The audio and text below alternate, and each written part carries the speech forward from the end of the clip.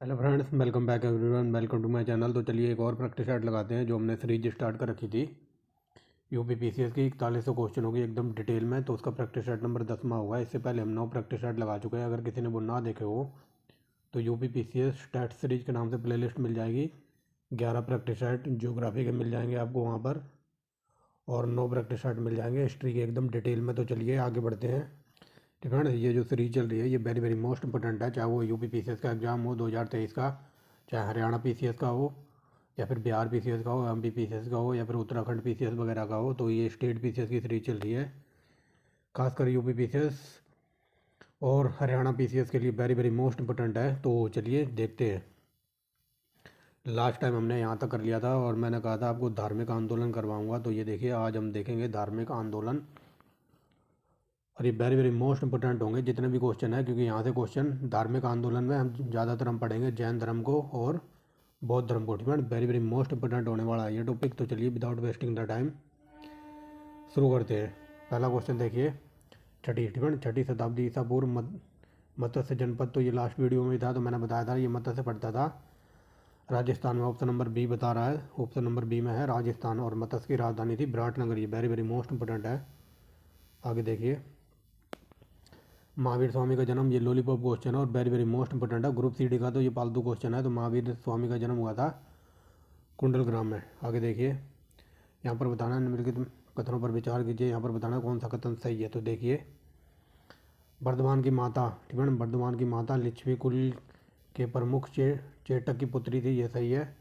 गौतम बुद्ध की माता कौशल राजवंश की राजकुमारी थी, तो ये कौशल की नहीं थी।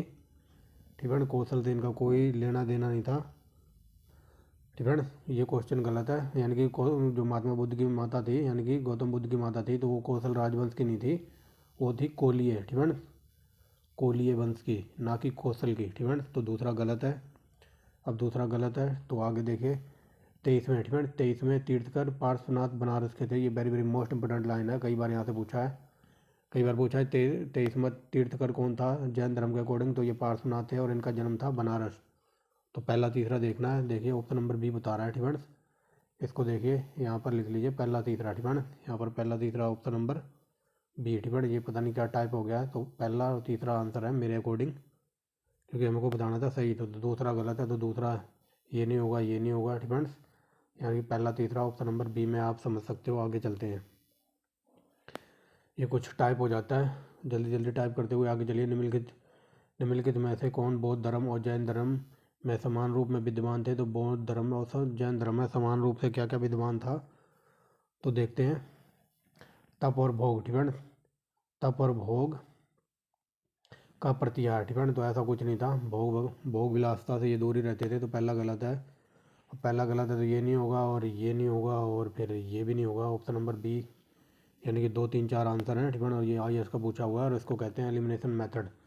तो दूसरा देखिए, वेद प्राण है। ठीक है, वेद प्राण में प्रति अनास्था थी, कर्मकांडों की फलव्रता का निषेध, और प्राणियों की हिंसा का निषेध। ठीक है, तो ये 3 के 3 सही है, पहला गलत है, तो ऑप्शन नंबर बी।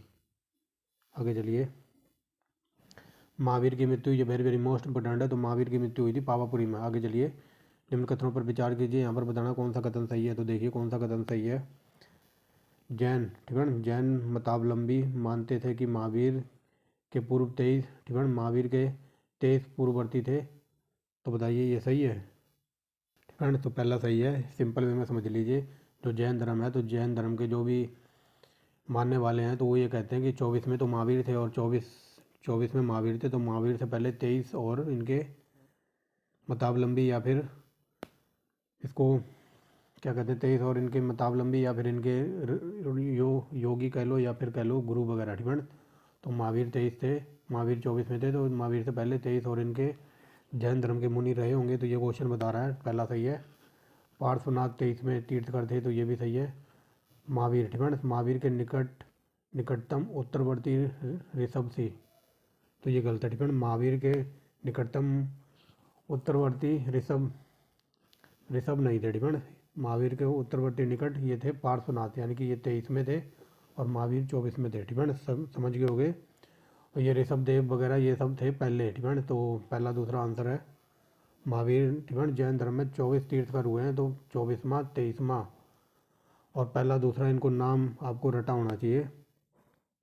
तो ये ऋषभ यहाँ पर लिखा है ऋषभ, तो ये ऋषभ देव थे पहले, ना कि महावीर के निकटतम, ठीक है ना, तो समझ गए होगे। और ये यूपीएससी का पूछा हुआ है। आगे चलिए, यहाँ पर बताना निम्न कथनों पर विचार कीजिए कौन सा कथन सही है। तो चलिए देखते हैं।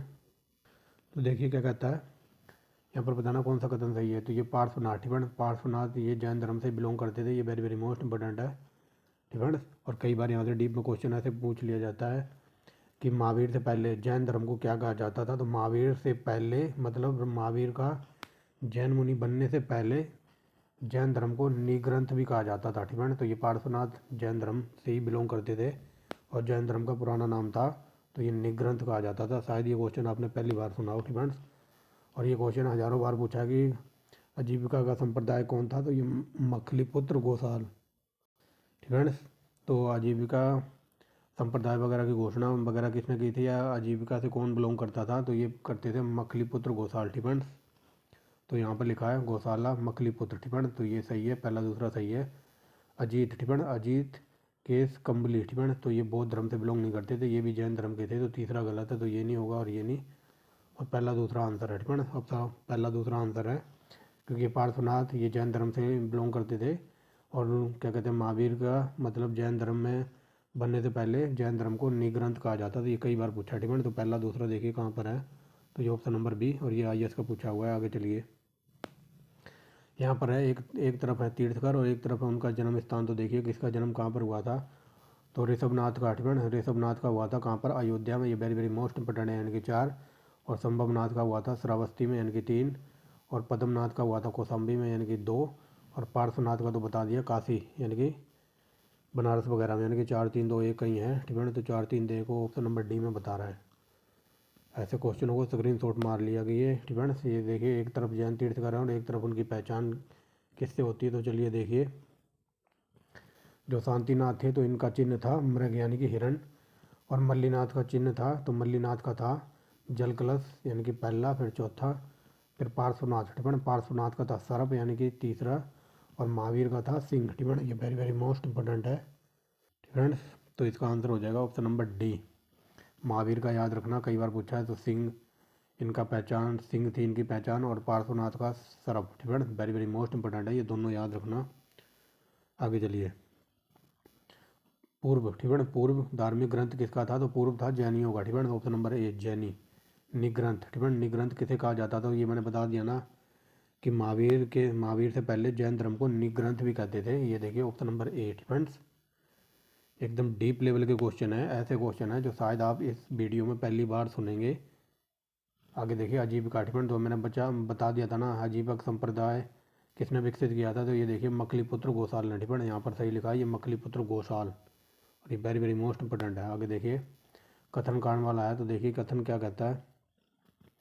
जैन धर्म, ठीक है, जैन धर्म के हिंसा पर बल ने कृषकों को जैन धर्म अपनाने से रोका था। तो ये सही है, और ये वेरी वेरी मोस्ट इंपॉर्टेंट है। दूसरा देखिए, कृषि में कीटों और पीड़कों की हत्या होना शामिल है।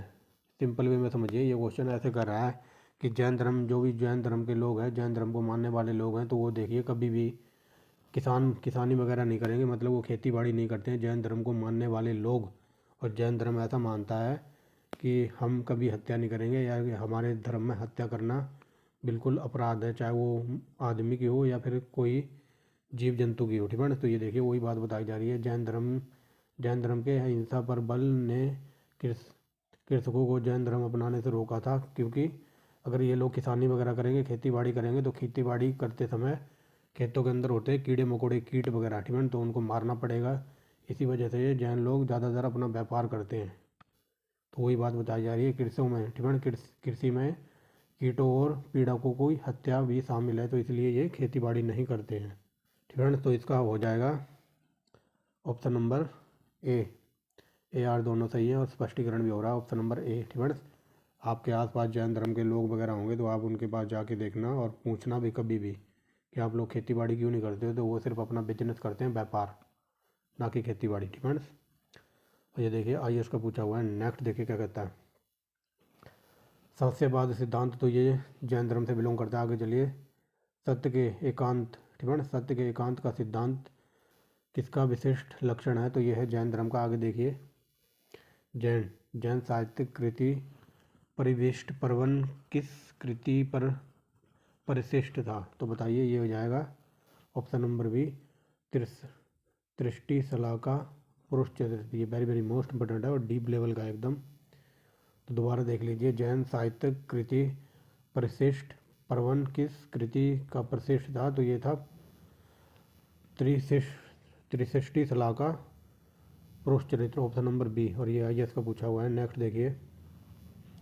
एकांतवाद, ठीक है ना, एकांतवाद निम्नलिखित में से किसका क्रोध सिद्धांत एवं दर्शन है? तो एकांतवाद है जैनियों का, ऑप्शन नंबर बी। और ये देखिए, ये IAS और झारखंड PCS में पूछा हुआ है। नेक्स्ट देखिए क्या कहता है, ऐसी मान्यता है कि जैनों का मूल आगम कितने हैं? तो जैनों के मूल आगम है 12, ठीक है ना, 12। आगे चलिए, जैन आगम किस भाषा में लिखे जाते थे? Very very most important. तो ये प्राकृतिक भाषा, और ये IAS का पूछा हुआ है। आगे देखिए, नेक्स्ट देखिए क्या कहता है, प्रारंभिक जैन साहित्य निम्नलिखित में से किस भाषा में लिखा गया था? तो ये बता तो दिया, ये था अर्धमागधी। नेक्स्ट देखिए, जैन धार्मिक ग्रंथों का आकलन सर्वप्रथम किस संगति के अंतर्गत किया गया था? ये वेरी वेरी मोस्ट इंपॉर्टेंट है, ये था पाटलिपुत्र। इनकी समितियाँ वगैरह सब कुछ हम देखेंगे डिटेल में, एक भी क्वेश्चन छूटेगा नहीं। और कुछ ऐसे क्वेश्चन भी हैं जो शायद आप जैन धर्म और बौद्ध धर्म के बारे में पहली बार सुनो। तो लास्ट तक बने रहना, और कंटेंट वगैरह पसंद आए तो एक लाइक करना, और कोई न्यू स्टूडेंट वगैरह देख रहा हो तो चैनल को सब्सक्राइब कर लेना और बेल आइकन दबा लेना, ताकि मेरी हर वीडियो का नोटिफिकेशन आपको सबसे पहले मिले। तो चलिए देखिए, 22वां नंबर क्या कहता है, प्रारंभिक जैन धर्म का इतिहास किस ग्रंथ में मिलता है? ये वेरी वेरी मोस्ट इंपॉर्टेंट था। तो ये था कल्पसूत्र।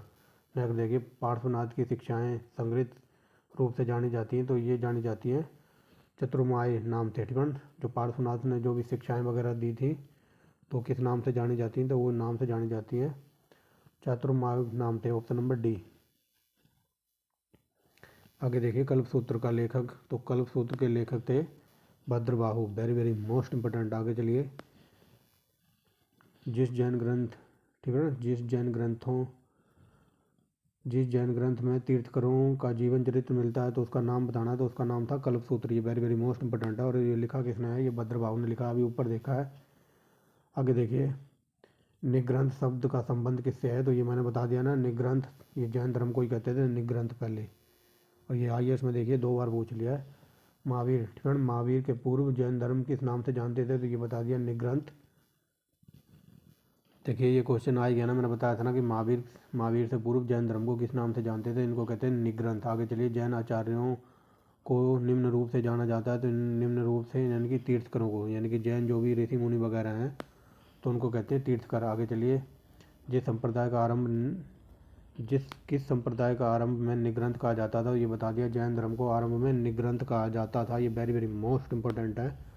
आगे देखिए, निम्नलिखित में से कौन सा जैन धर्म से घनिष्ठ संबंध रखता था? तो ये रखते थे भगवती सूत्र। ये वेरी वेरी मोस्ट इंपॉर्टेंट है, फ्रेंड्स। भगवती सूत्र है जैन धर्म वालों का। लेकिन ये क्वेश्चन पूछा गया था हरियाणा CET का, जो 6 तारीख को पेपर हुआ था, तो वहाँ पर ये पूछा गया था, ये त्रिपिटक किससे बिलोंग करता है? त्रिपिटक बिलोंग करता है बौद्ध धर्म से, ठीक है। ये बौद्ध धर्म का है त्रिपिटक। और ये पूछ ले त्रिरत्न किसका है? रत्न, ठीक है। तो त्रिरत्न भी जैनियों का है। त्रिपिटक है ये बौद्ध धर्म का, और 3 रत्न पूछ ले तो 3 रत्न है जैन धर्म का। आगे चलिए, तीर्थकर शब्द, ठीक है, जो इनके ऋषि मुनि वगैरह हैं जैन धर्मों में तो उनको तीर्थकर कहा जाता है, और तीर्थकर बिलोंग करता है जैन धर्म से। आगे चलिए, आगम आगम सिद्धांत धर्म साहित्य है? तो ये किनका है? तो ये जैन धर्म का है। नेक्स्ट देखिए, निम्नलिखित में से कौन सबसे पूर्वकालीन जैन ग्रंथ कहलाता था? तो पूर्वकालीन जैन ग्रंथ था 14 पूर्व। ये वेरी वेरी मोस्ट इंपॉर्टेंट है। ये देखिए, ये हरियाणा CET के नोटिफिकेशन आने पे लगे। नेक्स्ट देखिए, जैन जैन तीर्थकरों के क्रम में अंतिम कौन था? तो ये बता दिया, अंतिम थे महावीर। नेक्स्ट देखिए, निम्नलिखित में से किसको आरंभिक जैन ग्रंथ माना जाता था? तो ये माना जाता था सूत्र कृतंग को। नेक्स्ट देखिए, मैं समझा इसलिए नहीं रहा हूँ, ठीक है, सीधा इसलिए चल रहा हूँ क्योंकि जो मैं समझाऊँगा ना इस वीडियो में लगभग 330 क्वेश्चन है। तो जो मैं समझाऊँगा वो आने वाले क्वेश्चनों में आपको क्लियर होता जाएगा, इसीलिए ज़्यादा टाइम नहीं लगा रहा हूँ, क्योंकि वीडियो बहुत लंबी होने वाली है। 330 क्वेश्चन है, क्योंकि जो मैं आपको समझाऊँगा वो आगे मिलते जाएंगे आपको क्वेश्चन। आगे चलिए, कुंडन ग्राम, ठीक है ना, या फिर कुंडल ग्राम जहाँ महावीर का जन्म हुआ था तो उसका आधुनिक नाम क्या है, तो कुंडन ग्राम का महावीर का जन्म हुआ था कुंड ग्राम में, और उसको कहते हैं वर्तमान में तो बासु कुंड। ये वेरी वेरी मोस्ट इंपॉर्टेंट है और ये आईएएस का पूछा हुआ है एकदम डीप लेवल में। और ग्रुप सीडी एग्जाम में ऐसे पूछा जाता है कि महावीर का जन्म कहाँ हुआ था, तो ये हुआ था कुंड ग्राम में। और आईएएस में ऐसे पूछ लिया कि वर्तमान में यानी कि आज के टाइम कुंड ग्राम को क्या कहते हैं, तो इसको कहते हैं बासु कुंड। आई होप क्लियर हो रहा होगा। आगे चलिए, निम्नलिखित में से कौन सा आरंभिक जैन साहित्य का भाग नहीं था, तो ये बताइए कौन सा नहीं था, तो ये हो जाएगा थेरी का था। आगे चलिए, कुंडलपुर या फिर कुंडल ग्राम में किसका जन्म हुआ था, तो ये महावीर स्वामी का हुआ था, लॉलीपॉप है। आगे चलिए, ये जैन मुनि है तो इनको सही क्रम में लगाना है, तो देखिए महावीर तो सबसे लास्ट में आएंगे। अब दो देख लो सबसे लास्ट में कहाँ है, एक सेकंड रुको।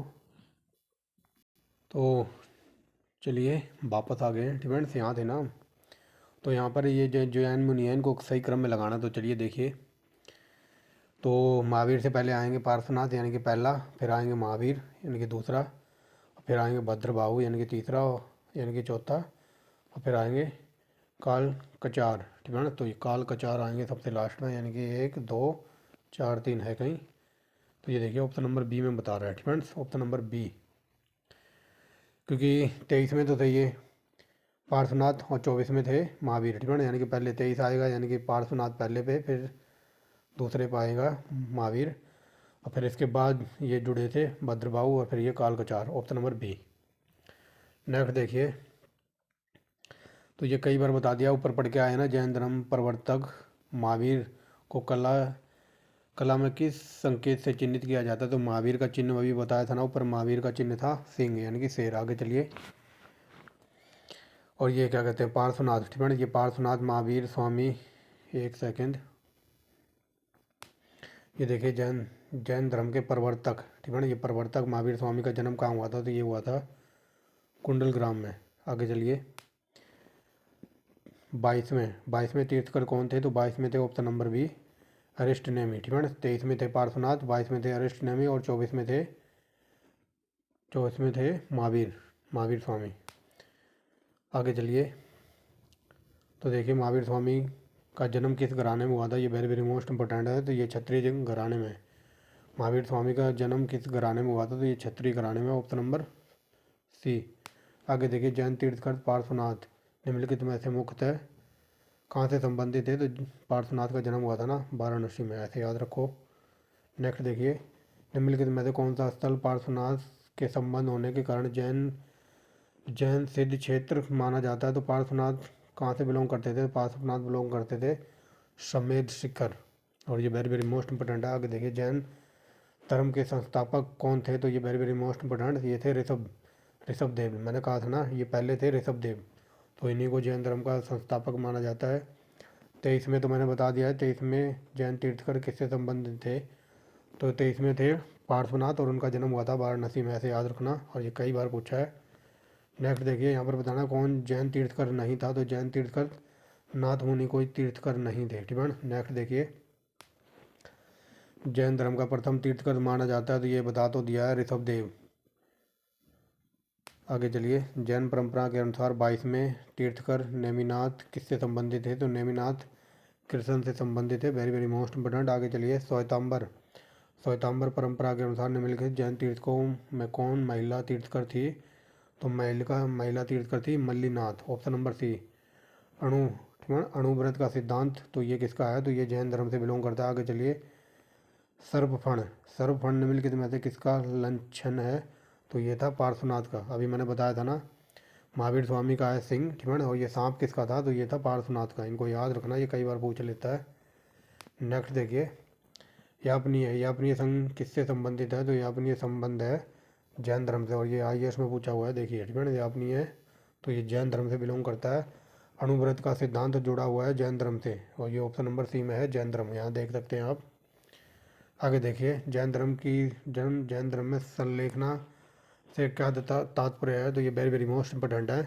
तो संलेखना एक ऐसी विधि होती है, मतलब अगर जैन मुनि को अपने मतलब प्राण त्यागने हैं, तो वो जब तक उनके प्राण नहीं निकल जाते, जब तक उनकी मृत्यु नहीं हो जाती, तब तक वो रखेंगे उपवास, या फिर व्रत कह लो, या फिर कह लो फास्ट, ठीक है ना, फास्ट रख कर या फिर व्रत रख कर अपने शरीर को त्याग देना, मृत्यु को प्राप्त कर लेना, उसको कहते हैं संलेखना पद्धति। और ये वेरी वेरी मोस्ट इंपोर्टेंट है, ऑप्शन नंबर बी। यानी कि देखिए उपवास के द्वारा अपने प्राण त्याग देना, जैन धर्म में इसको कहते हैं संलेखना। Very very most important.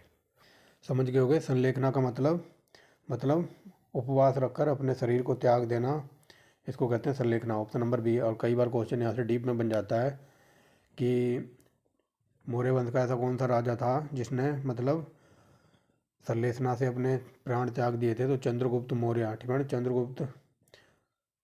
Chandragupta वगैरह ने अपने प्राण त्याग दिए थे कहाँ पर, उपवास रखकर श्रवण बेलगोला में। और ये श्रवण बेलगोला पड़ता था कर्नाटक में, इतना याद रखना, जो कि हम अभी आगे देखेंगे। आगे देखें, यह अपनी है किसका संप्रदाय था, तो ये अभी बता दिया, जैन धर्म से बिलोंग करता था। ये देखिए समाधि मरण किससे संबंधित है, तो ये ऑप्शन नंबर बी जैन धर्म का है। ये आगे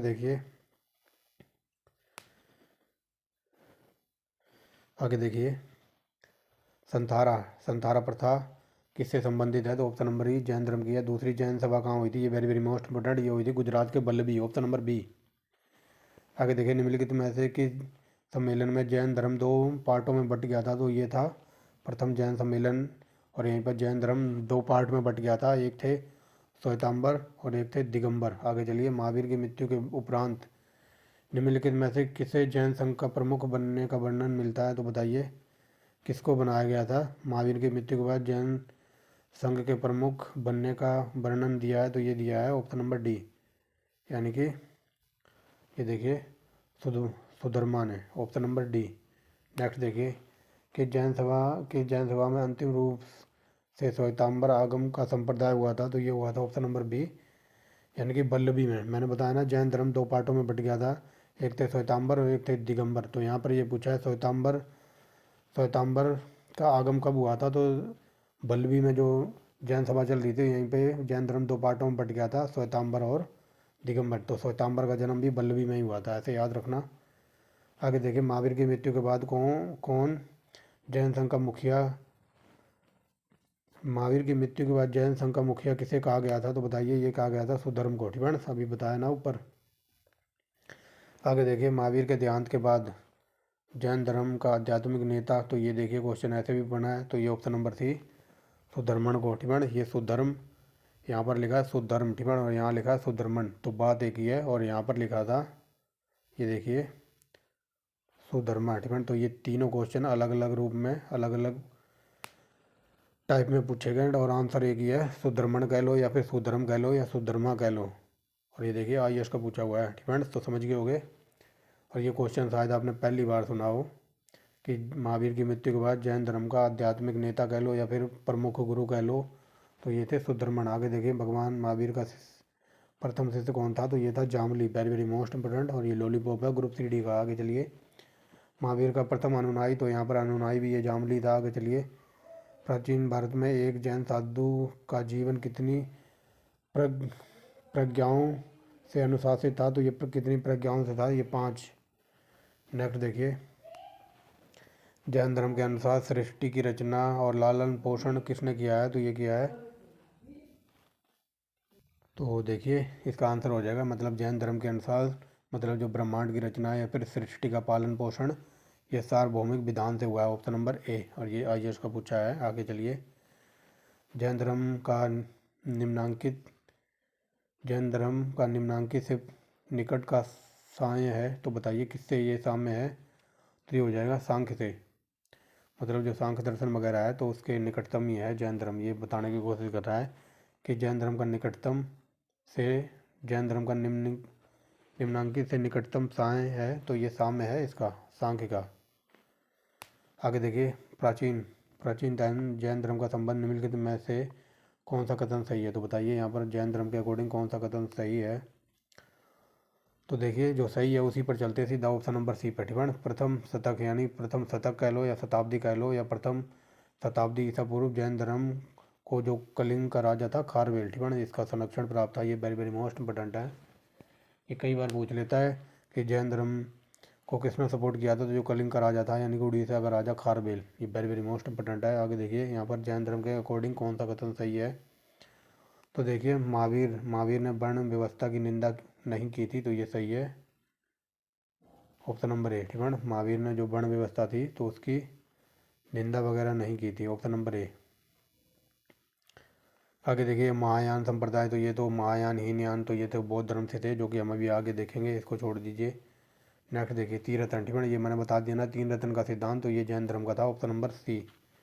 ठीक है ना, और ये तीन रत्न कौन कौन से थे तो देखिए सम्यक ज्ञान, सम्यक चरित्र और सम्य अधारणा। ठीक है ना, वेरी वेरी मोस्ट इंपॉर्टेंट है, कई बार ये डायरेक्ट ही पूछ लेता है तीन रत्न किससे बिलोंग करता था, तो ये जैन धर्म का था। और ये तीन रत्न कौन कौन से थे तो सम्यक धारणा, सम्यक चरित्र और सम्यक ज्ञान, वेरी वेरी मोस्ट इंपॉर्टेंट। और ये कई जगह सम्यक धारणा की जगह पता क्या लिखा मिलेगा, सम्यक आचरण। ठीक है, तो आचरण का मतलब भी धारणा ही होता है, कि जैसे ही आपकी धारणा होगी वैसा ही आपका आचरण वगैरह होगा। ठीक है, तो समझ गए होगे, सम्यक आचरण, सम्यक चरित्र और सम्यक ज्ञान। और कई बार ये क्वेश्चन डीप लेवल में पूछ लेता है कि जैन धर्म में पूर्ण ज्ञान को, मतलब पूर्ण ज्ञान को क्या कहा जाता है, तो ये इसको पूर्ण ज्ञान को, ठीक है, पूर्ण ज्ञान को क्या कहा जाता है तो कोई बता सकता है, ये यूपीपीसीएस का पूछा हुआ है, तो इसको कहते हैं कैबल्य। ठीक है ना, कैबल्य, वेरी वेरी मोस्ट इंपोर्टेंट है, यूपीपीसीएस में कई बार पूछा है कि जैन धर्म में पूर्ण ज्ञान को कहते हैं कैबल्य। ठीक है, याद रखना।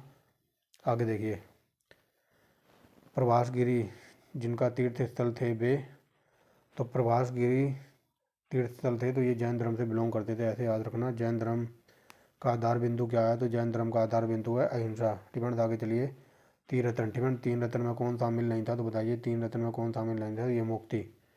अभी मैंने बताया ना सम्यक ध्यान या फिर सम्यक कर्म और सम्यक पूर्ण ज्ञान, तो ये मुक्ति वगैरह नहीं था वहाँ पर, तो तीन रत्न थे। ठीक है, याद रखना पूर्ण ज्ञान, ध्यान और कर्म, मुक्ति से कोई लेना देना नहीं था। आगे चलिए जैनों के अर्थान निम्नलिखित में से कौन सा एक बहु देशव्यापी अस्तिकाय द्रव अपवाद है, तो ये बताइए कौन सा अपवाद मानते हैं तो ये है काल। नेक्स्ट देखिए कुचर्क एक संप्रदाय था, तो ये भी जैन धर्म से बिलोंग करता था, जी और जीनोदेव, तो ऐसा कहा था महावीर स्वामी ने, ऑप्शन नंबर ए। ठीक है, महावीर स्वामी ने कहा था जी और जीनोदेव, और महात्मा गांधी ने कहा था करो या मरो। आगे चलिए जैन धर्म जैन धर्म जैन धर्म के कर्म परमाणुओं के पूर्ण निराशा से सूचित करने वाली अवस्था को क्या कहा जाता था, तो इसको कहा जाता था वेरी वेरी मोस्ट इंपॉर्टेंट, और ये कहा जाता था निर्जरा। नेक्स्ट देखिए जैन जैन समुदाय के प्रथम विभाजन के समय श्वेतांबर समुदाय के संस्थापक कौन थे, तो मैंने बताया ना जैन धर्म दो पार्ट में बट गया था, तो यहाँ पर पूछा है श्वेतांबर समुदाय था, तो इसके कार्यकर्ता कौन थे या फिर कर्ता धर्ता कौन थे शुरू में, तो ये थे Sthulabhadra, very very most important. आगे चलिए निम्नलिखित में ऐसा कौन जैन धर्म का संरक्षक नहीं था, तो ये हो जाएगा कनिष्क। ये कनिष्क सपोर्ट करता था बौद्ध धर्म को, ये वेरी वेरी मोस्ट इंपॉर्टेंट है। तो चंद्रगुप्त मौर्य सपोर्ट करते थे किसको, जैन धर्म को, कई बार बता दिया ऊपर। चंद्रगुप्त मौर्य ने अपने प्राण त्याग दिए थे कौन सी विधि के द्वारा, तो संलेखना विधि द्वारा, मतलब उपवास रखकर चंद्रगुप्त मौर्य ने अपने प्राण त्याग दिए थे, कहाँ पर, श्रवणबेलगोला में। फ्रेंड्स, और ये श्रवणबेलगोला कहाँ स्थित है तो ये कर्नाटक में स्थित है, कई बार बता दिया है, ऊपर भी बता दिया था। और ये बिंबिसार भी सपोर्ट करता था जैन धर्म को। खारवेल ये कलिंग का राजा अभी ऊपर पढ़ के आए, लेकिन ये कनिष्क था, तो कनिष्क सपोर्ट करता था बौद्ध धर्म को। और वो बौद्ध धर्म की भी दो शाखाएं थी, हीनयान और महायान, तो ये अगर डीप लेवल में क्वेश्चन बना है कई बार कि जो ये कनिष्क था ये बौद्ध धर्म को सपोर्ट करता था, लेकिन कौन सी संस्था को, तो जो इसकी संस्था थी ना महायान, ठीक है, महायान को सपोर्ट करता था, ना कि हीनयान को, जो कि सब हम आगे देखेंगे। ये श्रवणबेलगोला कई बार बता दिया, कर्नाटक में है। आगे चलिए निम्नलिखित में से कौन सा धर्म विश्व विनाशकारी प्रलय की अवधारणा में विश्वास नहीं करता, तो ये जैन धर्म। आगे चलिए महावीर के अनुसार मानव जीवन में वास्तविक उद्देश्य संसार में मुक्ति प्राप्त करने को इस प्रकार कहा गया है, बताइए, तो ये मैंने बताया ना, इसको कहा गया कैवल्य को, ये वेरी वेरी मोस्ट इंपोर्टेंट है कैवल्य। ठीक है, यानी कि पूर्ण ज्ञान जिसको प्राप्त हो जाएगा, महावीर कहते हैं कि जिसको पूर्ण ज्ञान प्राप्त हो गया तो वो मुक्ति प्राप्त कर सकता है, और पूर्ण ज्ञान को यहाँ पर कैवल्य कहा गया है। ठीक है, याद रखना मानव जीवन में वास्तविक उद्देश्य संसार से मुक्ति प्राप्त करने को इस प्रकार कहा गया है, तो यानी कि कैवल्य, यानी कि जिसको पूर्ण ज्ञान प्राप्त हो जाए तो समझ लो उसे मुक्ति मिल सकती है। ठीक है, समझ रहे होगे। नेक्स्ट देखिए किस धर्म को राष्ट्रकूट ने संरक्षण दिया था, तो ये बता तो दिया जैन धर्म ने दिया था। आगे देखिए यहाँ पर बताना है भद्रभाव के बारे में कौन सा कथन सही है, तो चलिए भद्रभाव के बारे में बताना कौन सा कथन सही है। वे जैन संत थे, तो ये पहला पढ़ के ही सही लग रहा है। वे चंद्रगुप्त मौर्य के आध्यात्मिक गुरु थे, तो ऑप्शन नंबर सी, ये दोनों के दोनों सही हैं। और ये यूपीएससी का पूछा हुआ है। आगे चलिए, ठीक है। पूर्ण ज्ञान, तो ये पूर्ण ज्ञान कैबल्य को कहते हैं, ठीक है। देख लीजिए जो मैंने बताया ना, ये आईएएस में भी पूछा है। जैन धर्म में पूर्ण ज्ञान को क्या कहते हैं, तो ये कैबल्य भी वेरी वेरी मोस्ट इंपॉर्टेंट है। आगे देखिए, निम्नलिखित में से कौन सा जैन धर्म के अत्यंत चतुष्टक में शामिल नहीं था, तो बताइए जैन धर्म के चतुष्टक में कौन शामिल नहीं था, तो ऑप्शन नंबर ए अनंत शांति, ठीक है। ऐसा कुछ भी नहीं था। आगे चलिए, निम्नलिखित राजाओं में से कौन जैन धर्म का संरक्षक था, तो ये बता दो दिया, खारवेल राजा कलिंग का। आगे चलिए, ये है A1 क्वालिटी का क्वेश्चन। तो देखिए क्या कहता है, ईसा पूर्व 6वीं से 4वीं शताब्दी के बीच, 4वीं शताब्दी के बीच आश्रय संप्रदाय के संबंध में कौन सा कथन सही है, तो बताइए। तो चलिए देखिए कौन कौन सा कथन सही है यहाँ पर बताना है। तो देखिए पहला देखिए, पार्श्व द्वारा यानी कि पार्श्वनाथ द्वारा ईसा पूर्व 7वीं सदी में जैन विचारों का पहले से प्रसारण हो गया था, ये सही है। दूसरा देखिए, यद्यपि बौद्ध धर्म एक लघु सीमा तक जैन धर्म ने भौतिक जीवन में परिवर्तनों को ध्यान में रखते हुए रूढ़िवादिता के खिलाफ प्रतिक्रिया की, किंतु इनमें से किसी ने भी जाति प्रथा को समाप्त करने का प्रयास नहीं किया, तो ये भी सही है, ठीक है। मतलब इन्हें रूढ़िवादिता के खिलाफ प्रतिक्रिया तो शुरू की थी, लेकिन जाति व्यवस्था को इन्होंने ख़त्म करने के लिए कोई प्रयास नहीं किया, तो दूसरा पढ़ के सही लग रहा है। नेक्स्ट देखिए, ये डीप लेवल का है और ये यूपीएससी का है, ये देखिए, ठीक है। आगे चलिए, महावीर, ठीक है, महावीर स्वामी की प्रथम महिला शिष्य कौन थी, वो महिला शिष्य इनकी एक बंदी गुलाम थी, ठीक है। महावीर स्वामी की प्रथम महिला शिष्य एक बंदी गुलाम महिला बताई जाती है, तो ये सही है। आगे देखिए, बुद्ध ने यह समझा कि मुठ वासिनी भी एक मुठ वासी की तरह ही आध्यात्मिक मुक्ति पा सकती है, और उन्होंने भिक्षु वर्ग में उन्हें एक बराबरी का दर्जा प्रदान किया था, तो ये बुद्ध धर्म में नहीं हुआ था। यहाँ पर आएगा जैन धर्म, ठीक है। ये बुद्ध ने नहीं कहा था, ये जैन धर्म में है, तो चौथा गलत है, तो ये गलत है और ये गलत है, ये गलत है। 1 2 3 सही है, ठीक है। यहाँ पर बुद्ध की जगह अगर जैन होता तो ये से चल जाता। तो आगे चलिए, निम्नलिखित में से किसने जैन धर्म को मैसूर से निकाल दिया था, ये वेरी वेरी मोस्ट इंपोर्टेंट है, तो ये शंकराचार्य ने ऐसा किया था। नेक्स्ट देखिए, बोधिसत्व पद्मपाणि का चरित्र सर्वाधिक प्रसिद्ध और प्राय चित्रित चित्रकारी है जो अजंता की गुफाओं में देखने को मिलेगी। आगे चलिए, ऑप्शन नंबर ए, मतलब बोधिसत्व की जो पद्मपाणि चित्रकारी सबसे ज़्यादा अजंता की गुफाएं फेमस हैं, इसके लिए। आगे चलिए, निम्न कथनों पर विचार कीजिए। तो देखिए यहाँ पर बताना कौन सा कथन सही है। तो चलिए देखिए, भारत में, ठीक है, भारत के धार्मिक इतिहास के बारे में बताना है कौन सा कथन सही है। तो देखिए पहला क्या कहता है, सौतांत्रिक और समितीय जैन मत के संप्रदाय थे, तो ये गलत है, जैन के नहीं थे। आगे देखेंगे किसके थे। आगे चलिए, दूसरा देखिए, सर्वबस्तीवादियों की मान्यता थी कि द्विविषय के अवतः पूर्णतः क्षणिक नहीं है, अपितु अव्यक्तक रूप में सदैव विद्यमान रहते हैं, तो ये सही है। जैन धर्म के अकॉर्डिंग, तो ऑप्शन नंबर बी ओनली दूसरा सही है। और ये सब तांत्रिक वगैरह था, तो ये जैन से बिलोंग नहीं करते थे। आगे चलिए, बुद्ध, ठीक है। अब देखेंगे थोड़ा बुद्ध वगैरह को देख लें, यानी कि जैन धर्म बहुत हो गया, अब बुद्ध को देखते हैं। बाकी क्वेश्चन बता दिए, 300 प्लस ही हैं, ठीक है। 330 हैं, पता नहीं 313 हैं, मैंने देखा नहीं है, बट 300 से प्लस हैं, तो आप लास्ट तक बने रहना। और ये देखिए, बुद्ध का जन्म कहाँ कहाँ हुआ है, तो ये देखिए आईएएस में भी पूछा है किसी टाइम में।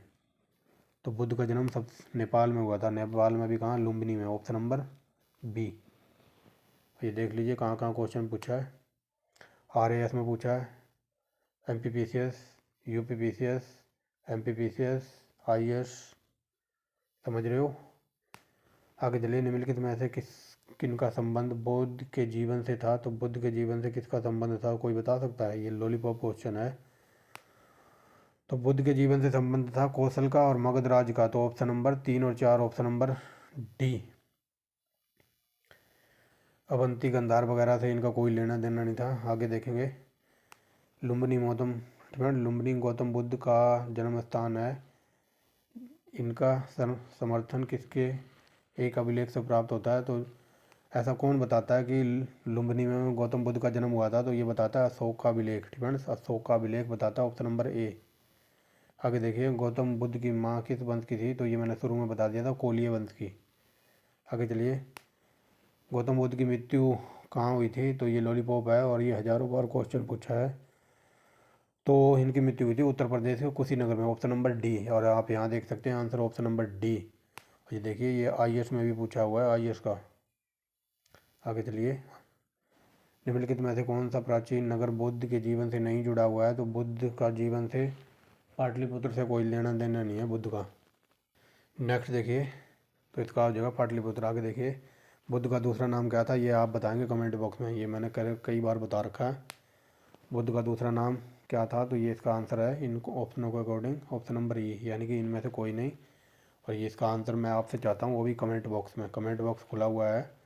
और एक बात और बता दूँ, जो यूपीएससी लेवल की बुक थी अपनी प्राचीन भारत की, एंसेंट हिस्ट्री वगैरह की, तो वो सब कुछ कंप्लीट करा रखा है थियोटिकल कॉन्सेप्ट में और ऑप्शन टाइप में भी।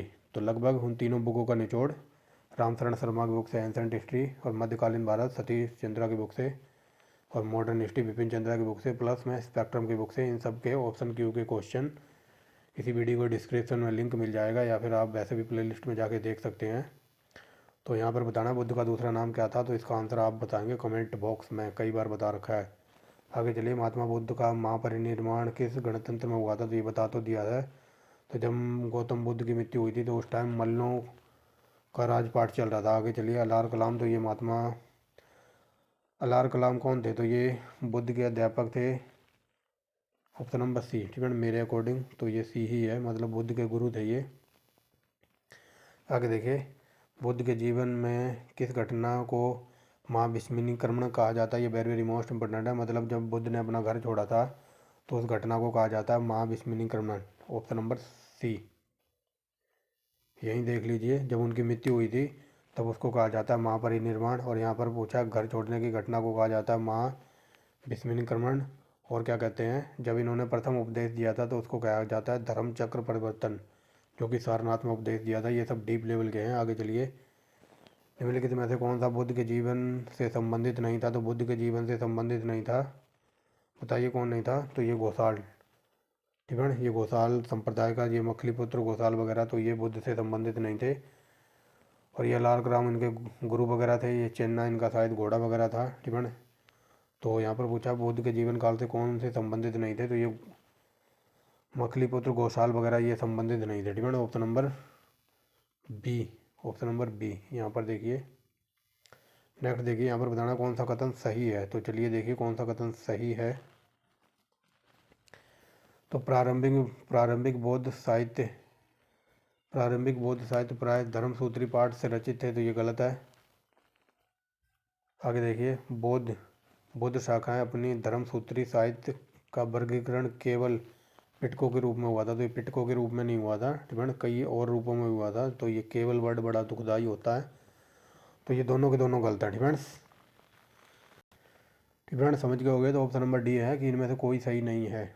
आगे चलिए, बुद्ध ने सबसे ज़्यादा उपदेश कहाँ पर दिए थे? ये very very most important question है, और ये है श्रावस्ती। ये उत्तर प्रदेश में पड़ता है श्रावस्ती। ठीक है, और कई बार यहाँ से डीप में क्वेश्चन बन जाता है कि क्या कहते हैं, महात्मा बुद्ध ने अपनी अंतिम वर्षा ऋतु कहाँ पर बिताई थी?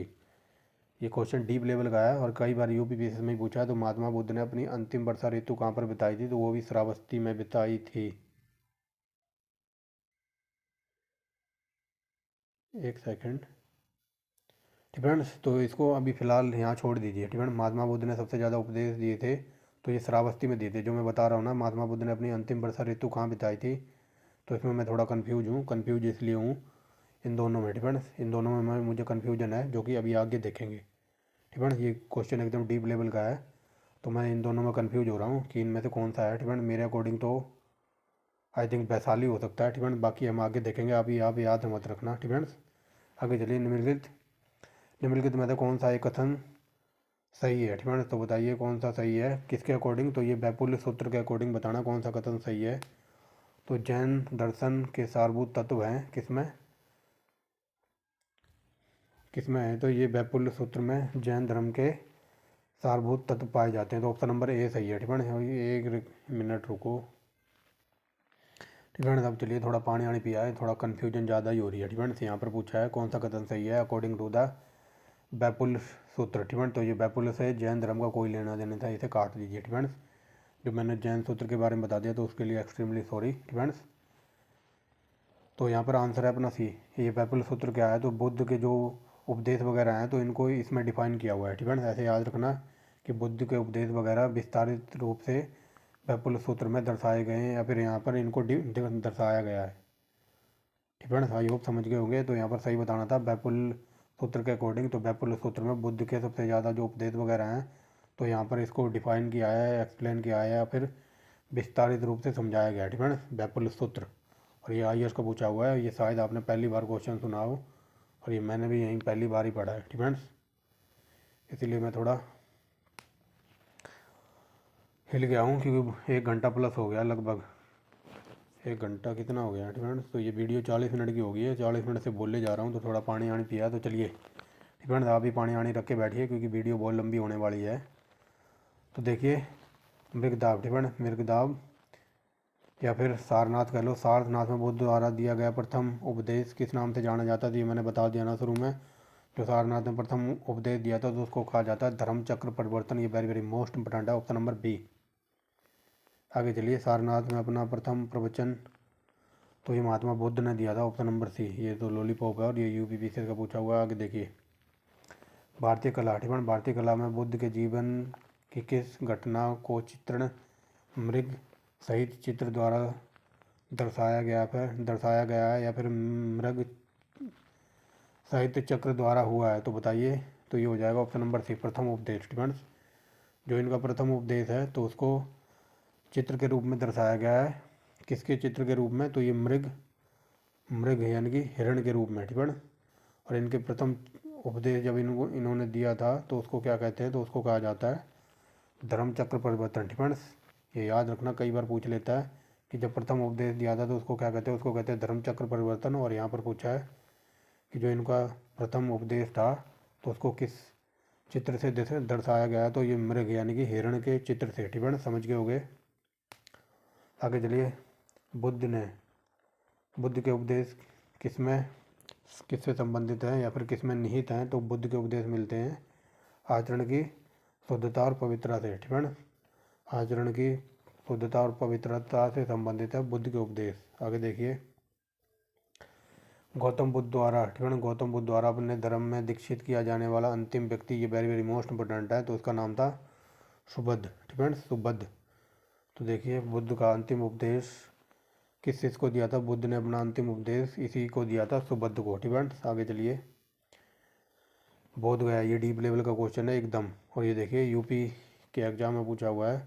तो देखिए बोध गया में महात्मा बुद्ध ने 2 बुनकरों को अपने उपदेश देकर अपना उपासक बना लिया था। तो वो 2 बुनकर कौन थे, तो 2 बुनकर थे मल्लिक और तपस्सु। डिपेंड्स जो बुद्ध गया पड़ता है ये बिहार में, तो बुद्ध गया में महात्मा बुद्ध ने 2 बुनकर थे, मतलब 2 कोई कारीगर वगैरह थे, तो उनको अपना उपदेश देकर उनको अपना शिष्य बना लिया था। तो वो थे मल्लिक और तपस्सु। डिपेंड्स मल्लिक, याद रखना ये डीप लेवल का था। आगे चलिए बौद्धिक ज्ञान प्राप्त करने से पूर्व ज्ञान की खोज में सिद्धार्थ गौतम किन आचार्यों के पास गए थे, तो बताइए। मतलब ज्ञान प्राप्त करने से पहले महात्मा बुद्ध कहाँ किन के पास गए थे, तो ये गए थे अलार कलाम और उद्रक रामपुत्र के पास। ये दोनों इनके गुरु वगैरह थे। जो सबसे मोस्ट इंपोर्टेंट नाम है अलार कलाम, ये वेरी वेरी मोस्ट इंपोर्टेंट है।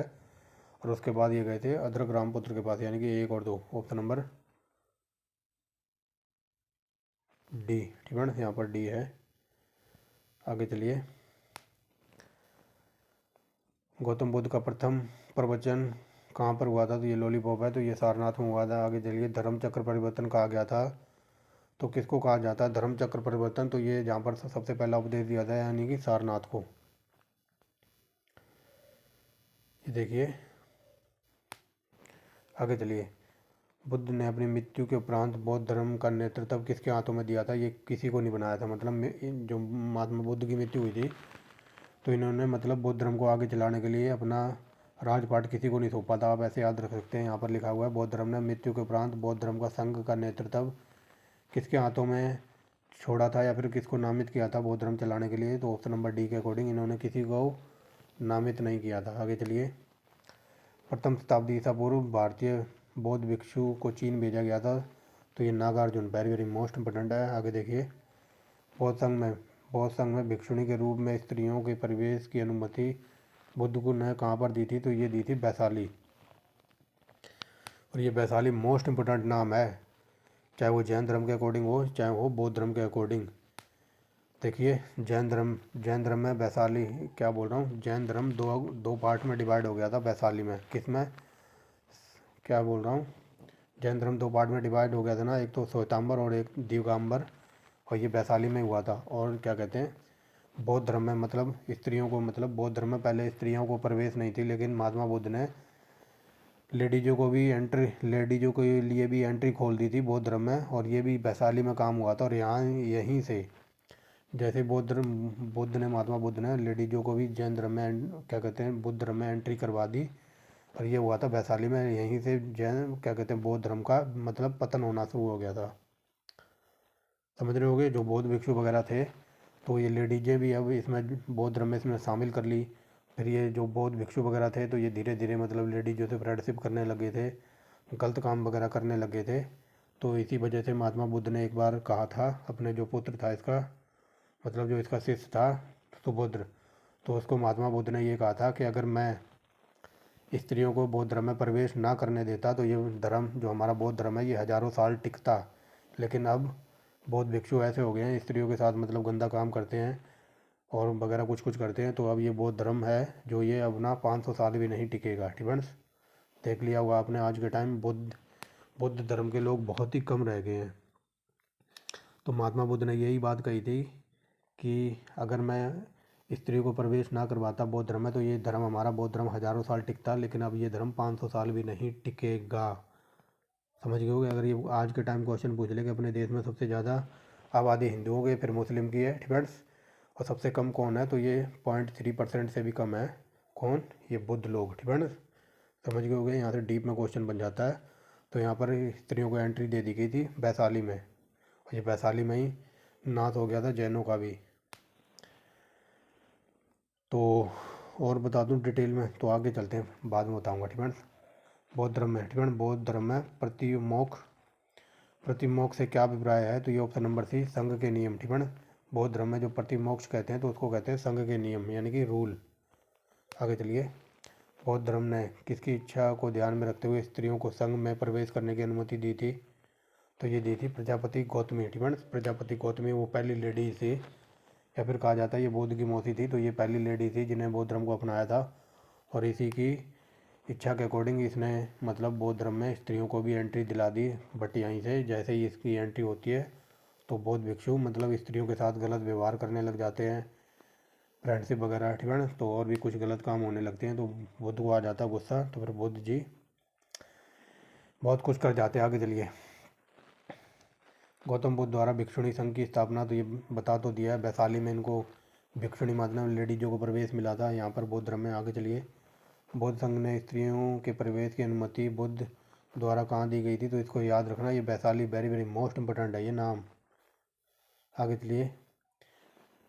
बौद्ध संघ में प्रवेश करने वाली पहली स्त्री, तो ये बता दिया, गौतमी, प्रजापति गौतमी।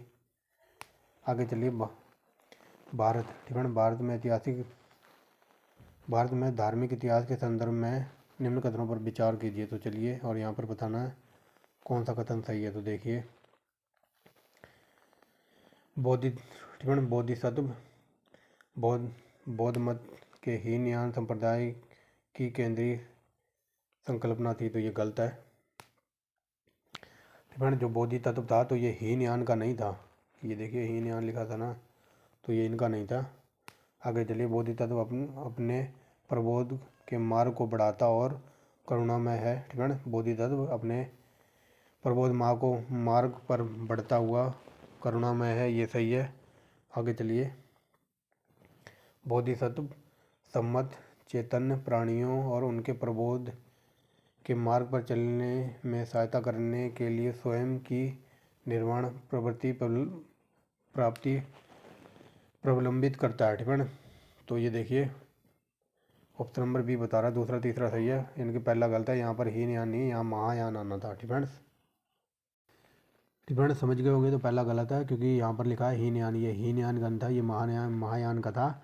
और बोधिसत्व जो है, जो अपने मार्ग पर आगे बढ़ता हुआ करुणा में प्रतीत होता है। ठीक है। और बोधिसत्व सम्मत चेतन प्राणियों और उनके प्रबोध यानी कि उनके ज्ञान के मार्ग पर चलने में सहायता करने के लिए स्वयं का निर्माण प्राप्ति विलंबित करता है। ठीक है। मतलब जो ये बौद्ध तत्व वगैरह, जो बौद्ध धर्म के जो लोग वगैरह हैं, तो ये मतलब ज्ञान प्राप्त करने के लिए आगे ही चलते जाते हैं। और बौद्ध जी ऐसे कहते हैं कि वह मतलब अब व्यक्ति स्वयं ही अपना ज्ञान प्राप्त करेगा और ऐसे ही उसको मोक्ष वगैरह मिल सकता है। ठीक है। तो मतलब ज्ञान के रास्ते पर ही मोक्ष मिल सकता है, ये बात बताई जा रही है। और ये देखिए इतने डीप लेवल में क्वेश्चन IAS में बनते हैं। आगे चलिए, निम्नलिखित में से कौन बुद्ध के जीवन काल में ही संघ होना चाहता था? ये वेरी वेरी मोस्ट इम्पोर्टेंट था। तो ये था देवदत्त। आगे चलिए, महायान बौद्ध धर्म में बोधिसत्व अवलोकितेश्वर और किस अन्य नाम से जानते थे? तो ये जानते थे पद्मपाणि।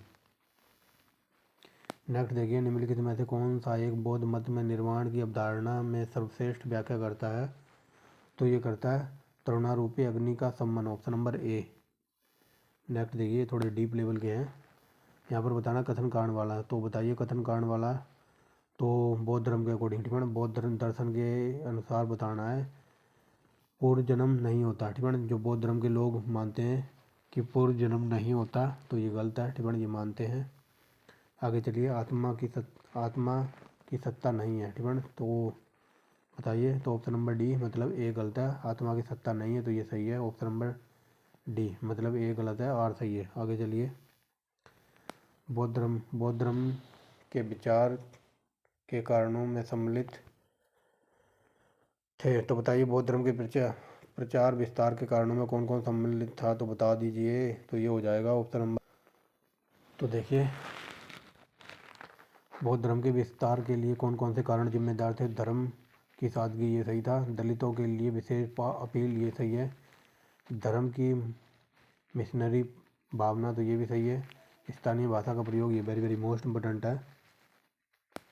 स्थानीय भाषा मतलब प्राकृतिक भाषा का जो प्रयोग करते थे, जो बौद्ध धर्म का प्रचार करने के लिए प्राकृतिक भाषा इसलिए यूज करते थे क्योंकि प्राकृतिक भाषा उस टाइम के लोगों को बहुत समझ आती थी और ये उनकी स्थानीय भाषा भी थी। तो ये चौथा सही है। पाँचवा देखिए, दार्शनिकों द्वारा वैदिक भावना की सुदृढ़ता, तो ये गलत है। वैदिक भावना उस टाइम वगैरह वैदिक भावना से कोई भी लोग सम्मिलित नहीं थे। तो ये 1 2 3 4 है गई। ठीक है, 1 2 3 4। तो ये देखिए ऑप्शन नंबर सी में बता रहा है 1 2 3 4। ठीक है, वैदिक भावना वगैरह नहीं था उस टाइम। आगे चलिए, संसार अस्थिर और क्षणिक है, तो ऐसा कौन कहता है? तो ऐसा कहता है बौद्ध धर्म। ठीक है, आगे चलिए, भगवान बुद्ध ने निम्नलिखित 4 आर्य सत्यों का प्रतिपादन किया था। तो भगवान बुद्ध ने कहा था कि दुख ही है, ठीक है, दुख ही है दुख का कारण, दुख ही है दुख का कारण, दुख का निरोध, दुख। ठीक है, ये देखिए पहले आएगा दुख है दुख का कारण यानी कि ए, फिर डी, और फिर आएगा दुख का निरोध, दुख निरोध का मार्ग है। ठीक है, यानी कि बी, फिर सी। ठीक है, ए डी बी सी कहीं है, तो देखिए option number A D B C. ठीक है, ये very very most important line है। महात्मा बुद्ध ने कहा था कि दुख ही है दुख का कारण और दुख का निरोध, दुख निरोध का मार्ग है। ठीक है, ऑप्शन नंबर ए। आगे देखिए, बौद्ध दर्शन में कल्याण मित्र क्या है? तो ये हो जाएगा ऑप्शन नंबर सी, अष्टांगिक मार्ग। नेक्स्ट देखिए, गौतम बुद्ध के बारे में कौन सा कथन सत्य है? तो यहाँ पर सही बताना है। तो चलिए देखिए, वे कर्म पर विश्वास करते थे, ये सही है। आत्मा का शरीर से परिवर्तन मानते थे, ये भी सही है। निर्वाण प्राप्ति में विश्वास करते थे, ये वेरी वेरी मोस्ट इंपोर्टेंट है। ठीक है, ईश्वर की सत्ता में विश्वास करते थे, तो ऐसा कुछ नहीं था। यानी कि 1 2 3 कहाँ पर है? तो ये ऑप्शन नंबर सी। ठीक है, ये ईश्वर की सत्ता वगैरह में विश्वास नहीं करते थे। आगे देखिए, अष्टांगिक मार्ग की संकल्पना का अंग है, तो ये धर्म प्रवर्तन सूत्र के विषय वस्तु का, ऑप्शन नंबर डी। ठीक है, ये IAS का पूछा हुआ है। आगे चलिए, अष्टांगिक मार्ग का प्रतिपादन किया था, तो ये किया था बौद्ध धर्म ने। आगे देखिए, बौद्ध धर्म के अनुसार कारण और कार्य के सिद्धांत को किस प्रकार जाना जाता है? तो ये जाना जाता है ऑप्शन नंबर सी। ठीक है, यहाँ से दिखाई दे रहा होगा, तो ऑप्शन नंबर सी में है ये परित्याग। ठीक है। तो ये जाना जाता है प्रत्यय समुत्पाद में, ऑप्शन नंबर सी।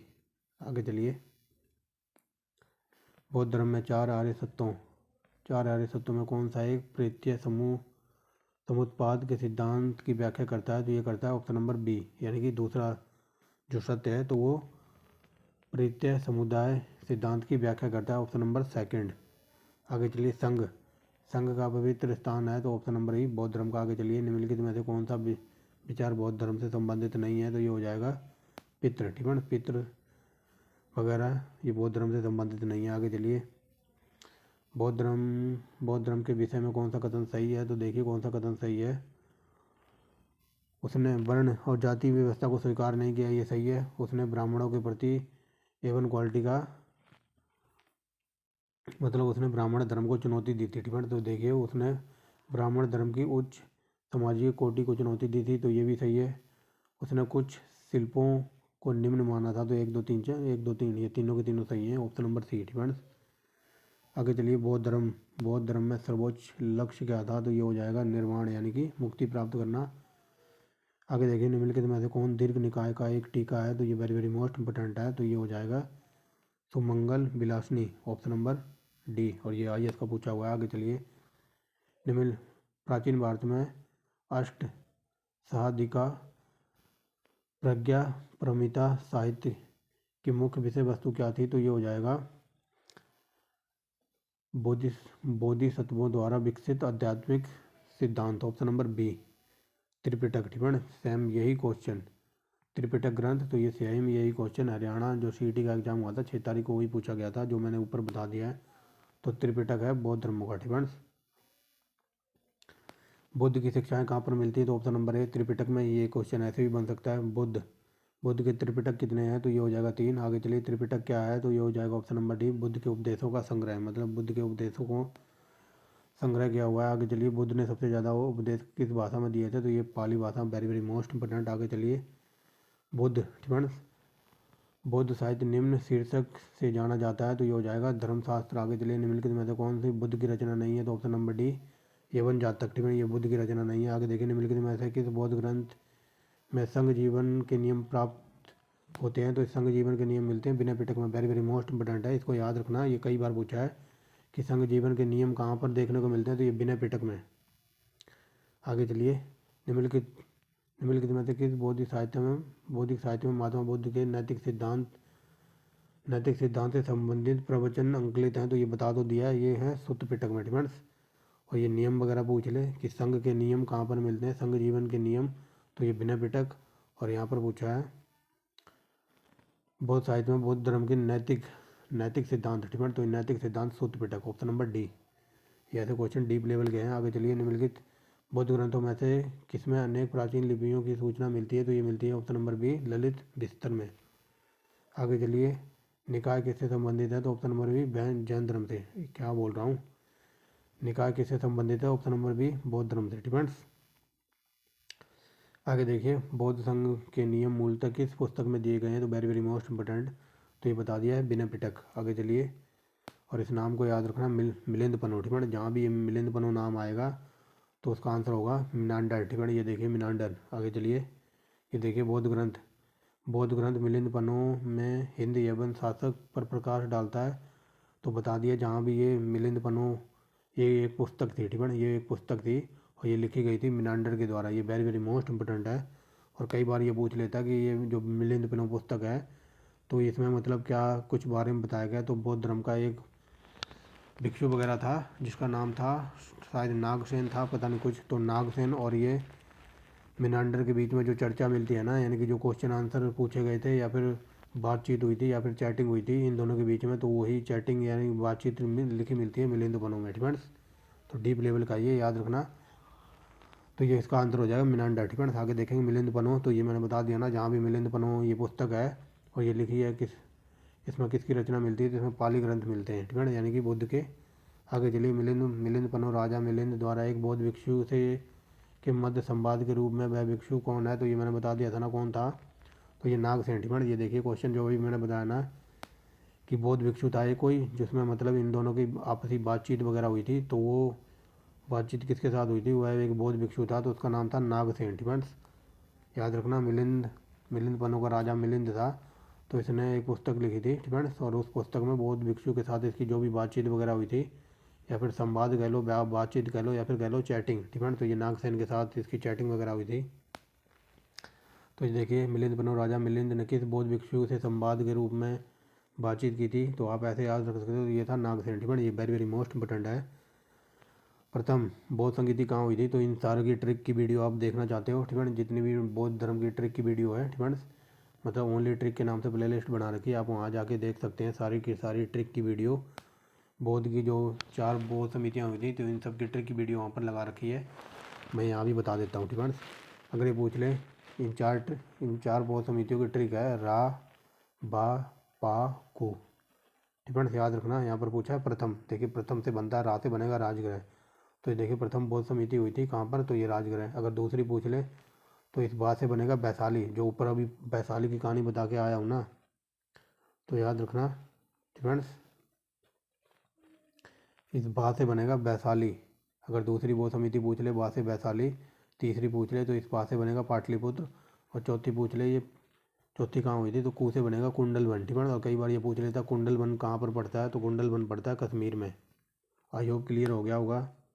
रा से राजगृह, बा से वैशाली, पा से पाटलिपुत्र, कू से कुंडलवन, और ये कुंडलवन पड़ता था कश्मीर में। एक बार दोबारा देख लीजिए, रा बा पा क्या लिख दिया ये, पा को, ठीक है। अब चलते हैं। अगर क्वेश्चन ये पूछ ले कि ये 4 बौद्ध समितियाँ हुई थी, तो इनकी अध्यक्षता वगैरह किसने की थी, तो चलिए यहीं बता देता हूँ। उसकी भी ट्रिक है आ का आ का, ठीक है। अगर ये पूछ ले कि जो प्रथम बौद्ध समिति हुई थी राजगृह में, इस रा से बनेगा राजगृह, तो इसकी अध्यक्षता किसने की थी, तो इस आ से बनेगा अजातशत्रु, ठीक है। कलर चेंज करके बता देता हूँ। तो अगर इसकी अध्यक्षता पूछ ले तो आ से बनेगा अजातशत्रु, और दूसरी बौद्ध समिति हुई थी बा से वैशाली, और इसकी अध्यक्षता किसने की थी, तो इस का से बनेगा कालाशोक। याद रखना ये डीप लेवल की है और ये कई बार पूछी है, तो इस का से बनेगा कालाशोक। अगर ये पूछ ले कि तीसरी बौद्ध संगीति कहाँ हुई थी, तो पा से बनेगा पाटलिपुत्र, और ये पूछ ले इसकी अध्यक्षता किसने की थी, तो इस आ से बनेगा अशोक। समझ रहे होगे, पहला है अजातशत्रु, दूसरा है कालाशोक, और तीसरा है अशोक। अरे पूछ ले कि चौथी बौद्ध समिति कहाँ हुई थी, तो इस का से बनेगा कुंडलवन। और ये पूछ ले चौथी बौद्ध समिति की अध्यक्षता वगैरह किसके काल में हुई थी, तो ये का से बनेगा Kanishka, Kanishka Kanishka Kanishka. I hope clear हो गया होगा।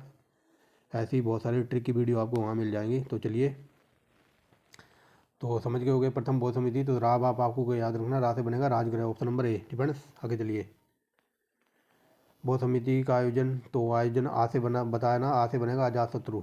ये देखिए बी, ये सब कुछ बता दिया 2 लाइनों में। आगे चलिए, निम्नलिखित में से द्वितीय बौद्ध सभा का आयोजन, तो ये बता दीजिए द्वितीय बौद्ध सभा का आयोजन किसके काल में हुआ था, तो ट्रिक याद करिए, आ से अजातशत्रु, का से बनेगा कालाशोक, कहीं है कालाशोक, तो ये कालाशोक बता रहा है ऑप्शन नंबर बी में, यहाँ पर देखिए, ठीक है। समझ रहे होगे। तो देखिए बौद्ध की मृत्यु के बाद, अब चलते हैं थोड़ा मृत्यु के बाद, अब बौद्ध जी की होगी मृत्यु, तो उनकी अध्यक्षता प्रथम बौद्ध समिति, बौद्ध की मृत्यु के बाद प्रथम बौद्ध संगीति या फिर समिति की अध्यक्षता किसने की थी, तो ये की थी महाकश्यप ने, ठीक है। तो ऑप्शन नंबर ए, बुद्ध की मृत्यु के बाद महाकश्यप ने इनकी अध्यक्षता की थी। ये वेरी वेरी मोस्ट इंपॉर्टेंट है, ठीक है। महाकश्यप को याद रखना। और एक नाम और बताता हूँ, क्या कहते हैं, विश्वामित्र, पता नहीं विश्वामित्र, वो मैं आगे बताता हूँ, ठीक है। पहली की पूछ ले, बुद्ध की मृत्यु के बाद प्रथम समिति की अध्यक्षता किसने की थी, महाकश्यप। और ये पूछ ले जो कुंडल वन में हुई थी, कुंडल वन में हुई थी कश्मीर में, किसके काल में, तो ये हुई थी कनिष्क के काल में हुई थी। और उसकी अध्यक्षता किसने की थी, तो उसकी अध्यक्षता की थी आई थिंक विश्वामित्र ने, ठीक है, जो कि हम आगे देखेंगे। तो ये बुद्ध की मृत्यु के बाद प्रथम बौद्ध संगीति की अध्यक्षता की थी, तो ये महाकश्यप ने। ये वेरी वेरी मोस्ट इंपॉर्टेंट है, देख लीजिए कितनी बार पूछा है। तो ये याद हो गया तृतीय बौद्ध संगीति, तो रा बा पा से बनेगा पाटलिपुत्र, ठीक है। पाटलिपुत्र याद रखना। यहाँ पर पूछा है तृतीय बौद्ध संगीति की अध्यक्षता किसने की थी, तो ये देखिए विश्वामित्र, ठीक है, जो मैं बताने की कोशिश कर रहा था। तृतीय बौद्ध संगीति की अध्यक्षता की थी विश्वामित्र ने। आगे चलिए, तो इनको सीक्वेंस में लगाना है, तो आप लगा सकते हो ना सही क्रम में। तो रा बा पा को, ठीक है। तो पहले आएगा राजगृह यानी कि दूसरा, फिर बा से बाशाली यानी कि पहला, फिर पा से पाटलिपुत्र, और का से कुंडलवन, ठीक है। तो आप समझ गए होगे, इनको लगा सकते हो। तो ये कई बार डीप लेवल में बन जाता है, तो ऑप्शन नंबर डी है, ठीक है। तृतीय बौद्ध संगीति तो ये बता दिया। ता तृतीय यानी कि रा बा पा से बनेगा पाटलिपुत्र, ऑप्शन नंबर डी। समझ रहे होगे। द्वितीय बौद्ध संगीति आयोजित हुई थी तो बता सकते हो, तो आप लॉलीपॉप है तो रा बा से बनेगा वैशाली, ऑप्शन नंबर बी। ये देखिए कनिष्क, कश्मीर में कनिष्क के शासनकाल में तो कू से बनेगा कुंडलवन बताया था ना, तो ये किसके आया, इसकी अध्यक्षता वगैरह किसने की थी, तो ये विश्वामित्र ने, ऑप्शन नंबर डी डिफेंस। ये देखिए option number D Vishwamitra defence Kundalvan में हुई थी, और कुंडलवन पड़ता था कश्मीर में, जिसकी अध्यक्षता की थी कनिष्क ने। ये सब बता दिया। और किसके शासन, किसने इसकी अध्यक्षता की थी, तो विश्वामित्र डिफेंस। पहली का याद रखना, पहली का महाकश्यप, और चौथी का ये कई बार पूछा है डिफेंस। तीसरी की भी इसी ने की थी विश्वामित्र ने, और लेकिन चौथी का कई बार पूछा है डिफेंस। और ये एग्जैक्ट ऐसे ही क्वेश्चन पूछा जाता कि जो कुंडलवन में मतलब जो बौद्ध समिति हुई थी चतुर्थ, तो उसकी अध्यक्षता किसने की थी, विश्वामित्र ने, ठीक है। ये देखिए IAS का पूछा हुआ है। आगे चलिए। चतुर्थ बौद्ध समिति बौद्ध परिषद निम्नलिखित में से किसके संरक्षण में संपन्न हुई थी, तो ये कई बार बता देना। कहाँ से बनेगा, कनिष्क। आई होप समझ गए होगे। तो तृतीय बौद्ध समिति तो ये बता दीजिए आ का आ, तीसरे पर आ रहा है ना, तो आ से बनेगा अशोक, ठीक है। अशोक है यहाँ कहीं, तो ये देखिए ऑप्शन नंबर डी में, इसको छोड़ दीजिए। आगे देखिए फ्रेंड्स, महावंश के अनुसार तृतीय बौद्ध समिति के बाद हिमालय क्षेत्र में कौन गया था, तो ये वेरी वेरी मोस्ट इम्पोर्टेंट है। तो ये गया था मंजियम। नेक्स्ट देखिए कनिष्क। कनिष्क के शासनकाल में बौद्ध सभा किस नगर में आयोजित हुई थी, तो कई बार बता दिया। कू से बनेगा कुंडलवन, और कुंडलवन पड़ता था कश्मीर में, तो ऑप्शन नंबर सी। सप्तकर्णी की गुफा, ये वेरी वेरी मोस्ट इम्पोर्टेंट है। तो ये राजगृह में। आगे चलिए, निम्नलिखित में से किस स्रोत में अशोक के काल के तृतीय बौद्ध समिति होने का उल्लेख मिलता है, तो ऐसा उल्लेख बताता है कौन, तो बताइए कौन बताता है, तो ये बताता है दीपवंश और महावंश, ठीक है, यानी कि दूसरा तीसरा, ऑप्शन नंबर बी। समझ गए होगे, दीपवंश और महावंश, ऑप्शन नंबर सी। आगे चलिए। महायान बौद्ध मत की दो दार्शनिक शाखाएं थी, ठीक है। महायान बौद्ध धर्म की दो दार्शनिक शाखाएं थी। निम्नलिखित में से किसका महायान बौद्ध मत से संबंधित था, तो बताइए किसका संबंध था, तो ये माध्यमिका और योगाचर का, ऑप्शन नंबर ए, ठीक है। जो ये बौद्ध धर्म दो पार्ट में डिवाइड हो गया था ना, तो वहीं से क्वेश्चन बन रहा है। तो महायान बौद्ध धर्म की दो प्रमुख शाखाएं थी, तो ये थे माध्यमिका और योगाचर संबंधित थे महायान संप्रदाय से। आगे देखिए, यहाँ पर बताना है निम्नलिखित कथनों पर विचार कीजिए। तो चलिए देखिए, और यहाँ पर क्या बताना है पढ़ते हैं। प्राचीन भारत में बौद्ध मठों में प्रवर्णन नामक समारोह आयोजित किया गया था, जो मतलब बौद्ध मठ में जो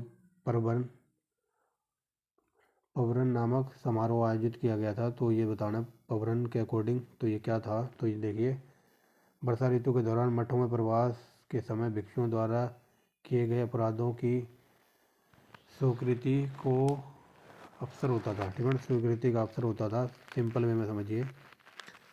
ये क्वेश्चन ऐसे पूछा जा रहा है कि जो बौद्ध मठों में जो पवरन नामक जो समारोह होता था, मतलब जो सभा वगैरह लगती थी, तो उसमें क्या होता था। तो मैंने शुरू में बताया ना, जो ये मठों में रहते थे बौद्ध भिक्षु, ये स्त्रियों के साथ करते थे गलत काम, ठीक है। तो ये देखिए, वर्षा ऋतु के दौरान मठों में प्रवास करते समय जो बौद्ध भिक्षु वगैरह थे, तो इन्होंने कोई अपराध वगैरह किया होता था, तो उसको स्वीकार करने का अवसर दिया जाता था। यहाँ पर मान लो इन्होंने कोई गलत काम किया है, तो इन पवरन नामक समारोह में तो इनसे ये पूछा जाता था कि क्या तुम अपना अपराध स्वीकार करते हो, ठीक है। तो ऑप्शन नंबर बी हो जाएगा। ये देखिए IAS को पूछा हुआ है डीप लेवल में। आगे चलिए।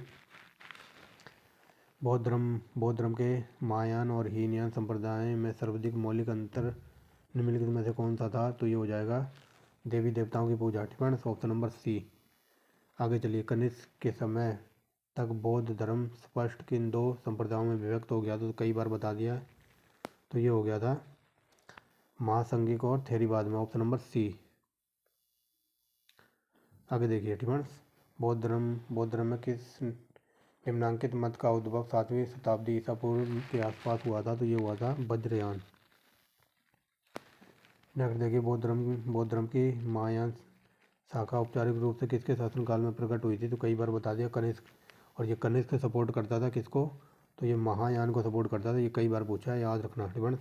महायान बौद्धिक धर्म किसके किसको भावी बुद्ध माना गया है तो बताइए। तो ये मैत्रेय को। फ्रेंड्स महायान बौद्ध धर्म में किसको भावी बुद्ध माना गया है तो ये मैत्रेय को मानते हैं। आगे चलिए।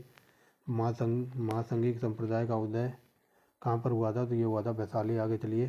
निम्नलिखित में से कौन माध्यमिक दर्शन का प्रतिपादक था तो option number D Nagarjuna. Next देखिए क्या कहता है। दुई ठीक है, क्या बोल रहा हूँ, विशुद्धिगम। ठीक है, विशुद्ध। तो चलिए देखिए। ठीक है, विशुद्धिगम नामक पुस्तक किसने रची थी या फिर किसने लिखी थी या फिर किससे बिलोंग करती थी। विशुद्धिगम नामक पुस्तक तो ये थी हीनयान संप्रदाय से। ठीक है, जो विशुद्धिगम नामक पुस्तक थी तो ये बिलोंग करती थी हीनयान से। ये लॉलीपॉप क्वेश्चन है और वेरी वेरी मोस्ट इंपॉर्टेंट है। निम्नलिखित में से शून्यवाद के व्याख्याकार कौन थे तो ये थे नागार्जुन। कई बार पूछा है और आंसर एक ही है। ठीक है, आगे चलिए। माध्यमिका दर्शन का प्रणेता कौन था तो ये था Nagarjuna. Very very most important. आगे देखिए। निम्नलिखित निम्नलिखित विद्वानों में से किसने तिब्बत में बौद्ध धर्म के वज्रयान संप्रदाय की स्थापना की थी तो बताइए किसने की थी। तो ये की थी क्या बोल रहा हूँ फ्रेंड्स। तो यहाँ पर बताना है कि तिब्बत में बौद्ध धर्म में वज्रयान शाखा की स्थापना किसने की थी तो ये की थी पद्मासंभव ने। ठीक है, तो ये कई बार बता दिया। शून्यता का सिद्धांत नागार्जुन से बिलोंग करता है, ऐसे याद रखना। आगे चलिए। निम्नलिखित में से कौन एक बौद्ध शाखा इस धर्म का प्रचार भारतीय सीमा से बाहर करने के लिए प्राथमिक रूप से उत्तरदायी था तो ये था महायान। आगे देखिए। वज्रयान बौद्ध धर्म में अस्तित्व की पत्नी को किस नाम से जाना जाता था तो बताइए। वज्रयान बौद्ध धर्म में बोधिसत्व की पत्नी को किस नाम से जानते थे तो ये कहते थे तारा। नेक्स्ट देखिए यहाँ पर, एक सेकंड। तो चलिए। ठीक है, यहाँ पर मिलान करना है यानी कि कथन कारण वाला है तो यहाँ पर बताना है कौन सा कथन सही है। ठीक है, तो सही उत्तर बताना। तो चलिए देखिए। तो देखिए। ठीक है, पहला क्या कहता है कुशीनगर। ठीक है, कुशीनगर ये उत्तर प्रदेश में पड़ता है। कुशीनगर मल्ल गणराज्य की राजधानी थी तो बताइए ये सही है। ठीक है, पहला सही है। दूसरा देखिए। महात्मा बुद्ध का निर्माण यानी कि महात्मा बुद्ध की मृत्यु कुशीनगर में हुई थी तो ये दोनों पढ़कर सही लग रहे हैं, बट यहाँ पर व्याख्या नहीं हो रही है। ठीक है, एक तरफ तो इनकी मृत्यु की बात हो रही है और ऊपर राजधानी की बात हो रही है तो ये यार दोनों सही हैं, बट स्पष्टीकरण नहीं हो रहा है तो ऑप्शन नंबर बी। सुल्तानी युग में बौद्धों की कौन सी शाखा सबसे ज़्यादा प्रभावशाली थी तो ये थी थेरवाद। ये लॉलीपॉप क्वेश्चन है। ठीक है, जब बुद्ध का जन्म हुआ था तो बुद्ध के जन्म को दर्शाया जाता कमल से यानी कि 4। प्रथम प्रवचन दिया था तो बताइए प्रथम प्रवचन को क्या कहा जाता था। उसको जो कहा जाता धर्मचक्र यानी कि दूसरे का दूसरा। महाबोधि। ठीक है, यानी कि ज्ञान की प्राप्ति हुई थी बोधि वृक्ष के नीचे यानी कि पहला। और घोड़ जब इन्होंने अपना घर छोड़ा था तो ऐसे याद रखना ये घोड़े पर बैठ के गए थे घर छोड़ के। ठीक है, यानी कि तीसरा। 42-13 कहीं है तो 42-13 ऑप्शन नंबर डी। आगे देखिए। बौद्ध धर्म की किस शाखा में अनात्म सिद्धांत और पुद्गल को मान्यता दी गई है तो ये दी गई है स्वास्तिक को। फ्रेंड समझ गए होंगे। तो ये अनात्मक सिद्धांत और पुद्गल को मान्यता दी गई है तो ऑप्शन नंबर ए सर्वाधिक को। फ्रेंड्स सर्वास्तिक को। ऑप्शन नंबर ए सर्वास्तिक। आगे चलिए। यहाँ पर बताना कौन सा गलत है। तो देखिए जो ये शाक्य मुनि वगैरह थे ये कपिल वस्तु से बिलोंग करते थे। कोहली हटमन तो ये राम ग्राम में आता था, लेकिन ये कलाम तो ये अलप ठिपण तो ये यहाँ से बिलोंग नहीं करते थे। ठिपण तो ये कलाम अलपक से बिलोंग वगैरह नहीं करते थे। ये मल्ल तो ये कुशीनगर में आया, अभी ऊपर पढ़ के आया है। ठिपण तो यहाँ पर बताना कौन सा गलत है। तो ये कलाम तो ये अलपक से बिलोंग नहीं करते थे। ठिपण आगे चलिए। तो चलिए बुद्ध का जन्म हुआ था तो ये कई बार बता दिया है। तो बुद्ध का जन्म तो चलिए कई बार बता दिया है। तो बुद्ध का जन्म हुआ था लुम्बिनी में यानी कि तीसरा। ज्ञान प्राप्ति हुई थी तो ये हुई थी बोध गया में यानी कि दूसरा। प्रथम प्रवचन दिया था तो ये सारनाथ में यानी कि पहला। और निधन हुआ था कुशीनगर में यानी कि 32-14 कहीं पर है तो 32-14 ऑप्शन नंबर डी। ठीक है, 32-14 ऑप्शन नंबर सी में बता रहा है, ऑप्शन नंबर सी। तो देखिए अगला क्वेश्चन क्या कहता है, निम्नलिखित कथनों पर विचार कीजिए। तो चलिए देखिए फ्रेंड्स, यहाँ पर बताना है कौन सा कथन सही है, कथन कारण वाला है। तो देखते हैं। बुद्ध पूर्ण जन्म के सिद्धांत में विश्वास नहीं करते थे, तो ये गलत है। करते थे। बुद्ध ने नित्य आत्मा में अस्तित्व संबंधी विचार को स्वीकार किया था, तो पहला गलत है, दूसरा सही है फ्रेंड्स। तो ऑप्शन नंबर डी देखिए, ये गलत है, आर सही है। आगे चलिए, यहाँ पर निम्न कथनों पर विचार कीजिए और यहाँ पर बताना सही उत्तर का चयन करना है। तो देखिए, सर्वाधिक वर्षों में गौतम बुद्ध श्रावस्ती में थे। ठीक है, ये क्वेश्चन मैंने बताया था ना, मुझे इस पर डाउट है। तो मैंने कहा था ना, बुद्ध ने सबसे ज़्यादा अपनी वर्षा ऋतु बताई थी, तो ये श्रावस्ती में बताई थी। ठीक है, याद रखना। तो देखिए, सर्वाधिक वर्षों में महात्मा बुद्ध श्रावस्ती में रहे, तो ये सही है। श्रावस्ती के राजा प्रसन्नजीत महात्मा बुद्ध की आयु के थे। तो बताना यहाँ पर कौन सा सही है। ठीक है ना, तो यहाँ पर दोनों सही लग रहे हैं। तो ये देखिए, ऑप्शन नंबर ए आर दोनों सही हैं। Option number B. ठीक है, याद रखना। ठीक है, सबसे ज़्यादा वर्षा ऋतु इन्होंने बिताई थी श्रावस्ती में। वेरी वेरी मोस्ट इंपोर्टेंट है, यही मैं बताने की कोशिश कर रहा था। अगर ये पूछ ले कि सबसे ज़्यादा वर्षा ऋतु कहाँ पर बिताई थी, तो श्रावस्ती। अगर ये पूछ ले अंतिम वर्षा ऋतु कहाँ पर बिताई थी, तो वो हो जाएगा आंसर उसका वैशाली। ठीक है, ये वैशाली में थे जब अंतिम वर्षा ऋतु इन्होंने अपनी बिताई थी। ठीक है, वैशाली अंतिम वर्षा ऋतु, और सबसे ज़्यादा वर्षा ऋतु श्रावस्ती में। ठीक है ना, तो ये इसका आंसर है बी। वहाँ पर मैं थोड़ा कंफ्यूज हो रहा था। ठीक है ना, तो ये कन्फ्यूजन दूर हो गई होगी आपकी भी और मेरी भी। आगे चलिए, निम्नलिखित में से कौन सी बात बौद्ध धर्म तथा जैन धर्म में समान नहीं है। तो आत्मदमन। ठीक है ना, ये दोनों में समान नहीं है। आगे चलिए, महात्मा बुद्ध के जन्म और मृत्यु की तिथियों के निर्धारण के समय परंपरा का अधिक महत्व कौन सा है। तो ये हो जाएगा ऑप्शन नंबर सी, सेहली परंपरा, महावंश और दीपवंश। ठीक है, तो महात्मा बुद्ध की जन्म और मृत्यु की तिथियों के निर्धारण में किस परंपरा का सबसे अधिक महत्व है। तो इनकी जन्म और मृत्यु की तिथियां निर्धारण करने में सबसे ज़्यादा सेहली परंपरा, महावंश और दीपवंश का महत्व ज़्यादा है। आगे चलिए, बौद्ध धर्म तथा जैन धर्म में कौन सी समानता नहीं है। तो ये बता दिया है। कठोर तप में विश्वास, ये दोनों में समानता नहीं है। ठीक है ना, बौद्ध धर्म और जैन धर्म में कौन सी बात समान नहीं है, तो ये कठोर तप में विश्वास नहीं करते। आगे चलिए, प्राचीन भारतीय इतिहास के संदर्भ में निम्न कथनों पर विचार कीजिए।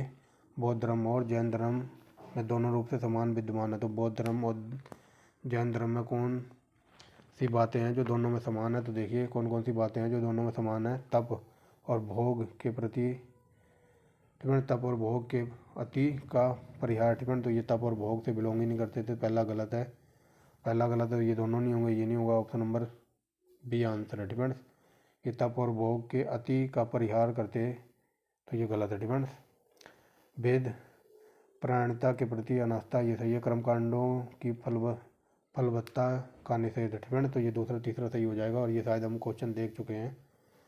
आगे चलिए, बौद्ध धर्म और जैन धर्म ही धर्म विश्वास करते थे। बौद्ध धर्म और जैन धर्म ही धर्म विश्वास करते थे। क्यों करते थे? क्योंकि कर्म और पूर्ण जन्म का सिद्धांत सही है। ठीक है, तो ऑप्शन नंबर ए। आगे चलिए, ये वेरी वेरी मोस्ट इंपोर्टेंट है। उत्तर प्रदेश में बौद्ध धर्म और जैनियों के लिए प्रसिद्ध तीर्थ स्थल कौन सा है। तो दोनों के लिए है, ये ऑप्शन नंबर बी कौशाम्बी। आगे देखिए, भारत में पहले जिस मानव प्रतिमाओं की पूजा होती थी या फिर पूजा गया तो वह कौन सा था। तो वो था बुद्ध। ठीक है, भारत में सबसे पहले मानव प्रतिमाओं में सबसे पहले बुद्ध को पूजा गया था, ऐसे याद रखना, यानी कि बुद्ध की मूर्ति। आगे चलिए, निम्नलिखित में से किसने पूर्ण जन्म का विश्वास स्वीकृत किया है। तो ऑप्शन नंबर डी, जैन धर्म भी पूर्ण जन्म को मानते हैं, बौद्ध धर्म और हिंदू धर्म भी। आगे चलिए, अफगानिस्तान, ये वेरी वेरी मोस्ट इंपोर्टेंट है। अफगानिस्तान का बामियान क्यों प्रसिद्ध है। तो यहाँ पर बुद्ध की प्रतिमा मिली है, ऑप्शन नंबर डी। आगे चलिए, भगवान बुद्ध की प्रतिमा कभी कभी एक हस्त मुद्रा युक्त में दिखाई देती है, जिसे भूमि स्पर्श मुद्रा कहा जाता है। तो यह किसका प्रतीक है। तो बताइए, यह किसका प्रतीक है। तो ये बाहर के प्रलोभनों, ठीक है, बैकग्राउंड में थोड़ी नॉइस हो सकती है, वो आप उसे अवॉइड करना। तो देखिए, बाहर के प्रलोभनों के बावजूद अपनी शुचिता और शुद्धता का साक्षी होने के लिए बुद्ध का धरती का हान। ठीक है, यहाँ पर सिंपल वे में समझिए, कई बार ये पूछा जाता है, यूपीपीएससी में ये पूछा है कि जो बुद्ध की एक सेकंड, इसको देखिए पहले डिपेंड। कई बार ये पूछा जाता है कि जो बामियान की जो मुद्रा है, बामियान की जो बुद्ध की प्रतिमा है, ये कहाँ से मिली है, तो इसको मिली है अफगानिस्तान से। डिपेंड्स, ये याद रखना, ये यूपीएससी का पूछा हुआ है बामियान वाला। डिपेंड्स। अब देखिए इसको, इसकी बात करते हैं। तो यहाँ पर देखिए भगवान की जो प्रतिमा बुद्ध की है, जो कभी कभी एक हस्ती मुद्रा के रूप में दिखाई देती है, मुद्रा के रूप में दिखाई गई है, जिसे भूमि स्पर्श मुद्रा कहा जाता है। डिपेंड। तो इसका प्रतीक क्या है, तो ये ऑप्शन नंबर भी देखिए, बाहर के प्रलोभनों के बाद, बाहर के प्रलोभनों के बावजूद भी सुचिता और शुद्धता का साक्षी के लिए बुद्ध को धरती का आह्वान करते हुए दिखाया गया है। ठीक है, इसलिए ये प्रसिद्ध है। तो ऑप्शन नंबर बी। और ये सारे के सारे यूपीएससी के एनसीईआरटी के पूछे हुए क्वेश्चन है, एकदम डीप लेवल के। डिफेंस, तो याद रखना।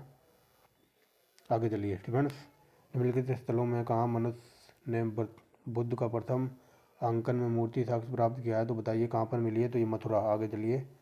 और ये मथुरा सूरसेनों की राजधानी होती थी, जो कि हम पीछे पढ़ चुके हैं। आगे देखिए, देश में निम्न में से किसकी मूर्ति पूजा की नींव रखी थी, तो ये बुद्ध की। डिफेंस, भारत में बता दिया कि भारत में सबसे पहले बुद्ध की पूजा मूर्ति बनाकर की जाती थी। तो वही क्वेश्चन पूछा जाता है, देश में निम्न में से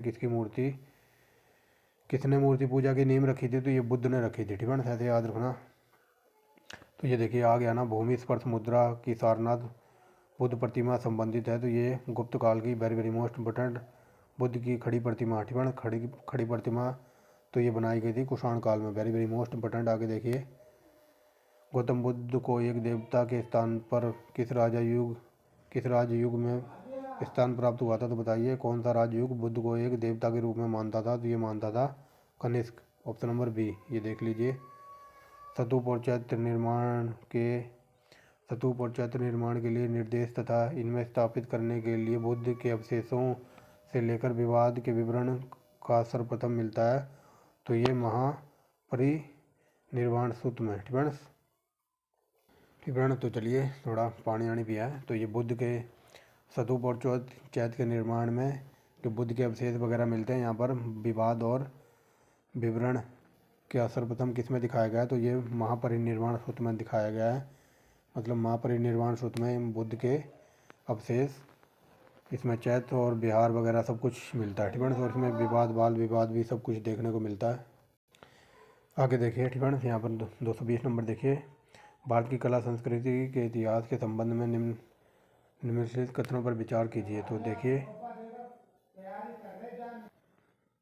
क्या कहता है, बुद्ध के महापरिनिर्वाण अजंता की एक भव्य प्रतिमा, जिसमें ऊपर की ओर अनेकों देवी संगीतें तथा नीचे की ओर अनेक दुखी अनुयायी दर्शाए गए। ये सही है। टिप्स, जो हमारी इंडियन भारतीय कला और संस्कृति की वीडियो लगभग 2000 क्वेश्चन में तैयार कर रहा हूँ, ये वेरी वेरी मोस्ट इंपॉर्टेंट होंगे 2000 क्वेश्चन। डिपेंड, ये भी मैं कराऊंगा आपको डिटेल में, क्योंकि यूपीएससी में एक टॉपिक है यूपीपीसीएस, या फिर यूपीएससी में एक टॉपिक है भारतीय कला और संस्कृति। यहाँ से क्वेश्चन कई बार पूछे जाते हैं।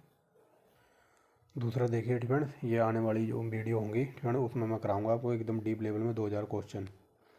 तो पहला सही है। दूसरा देखिए, प्रस्तर में उत्कीर्ण विष्णु माउंट आबू के बराबर की विशालतम प्रतिमा, जिसमें यह है देवी पृथ्वी के गहरे विशुद्ध सागर को उभरते हुए दिखाया गया है, तो ये गलत है। फ्रेंड्स, ये माउंट आबू में नहीं है, ये माउंट आबू यानी कि राजस्थान की बात हो रही है, तो ये राजस्थान में नहीं मिलता है। ये सब मिलती है कहाँ पर, अजंता और औरंगाबाद की गुफाओं में। आगे देखेंगे, विशाल गोलामऊ पर उत्कीर्ण अर्जुन की तपस्या, महामल्लपुरम गंगा अवतारण, तो ये सही है। फ्रेंड्स, मतलब जो विशाल गोलामसम पर उत्कीर्ण अर्जुन की तपस्या, मामल्लपुरम गंगा अवतरण वगैरह दिखाया गया। ठीक है, तो यहाँ पर बताना है कौन सा कथन सही था, तो ये ऑप्शन नंबर सी के अकॉर्डिंग पहला और तीसरा। दूसरा गलत है, क्योंकि ये माउंट आबू में नहीं है, ये औरंगाबाद की गुफाओं में दर्शाया गया है।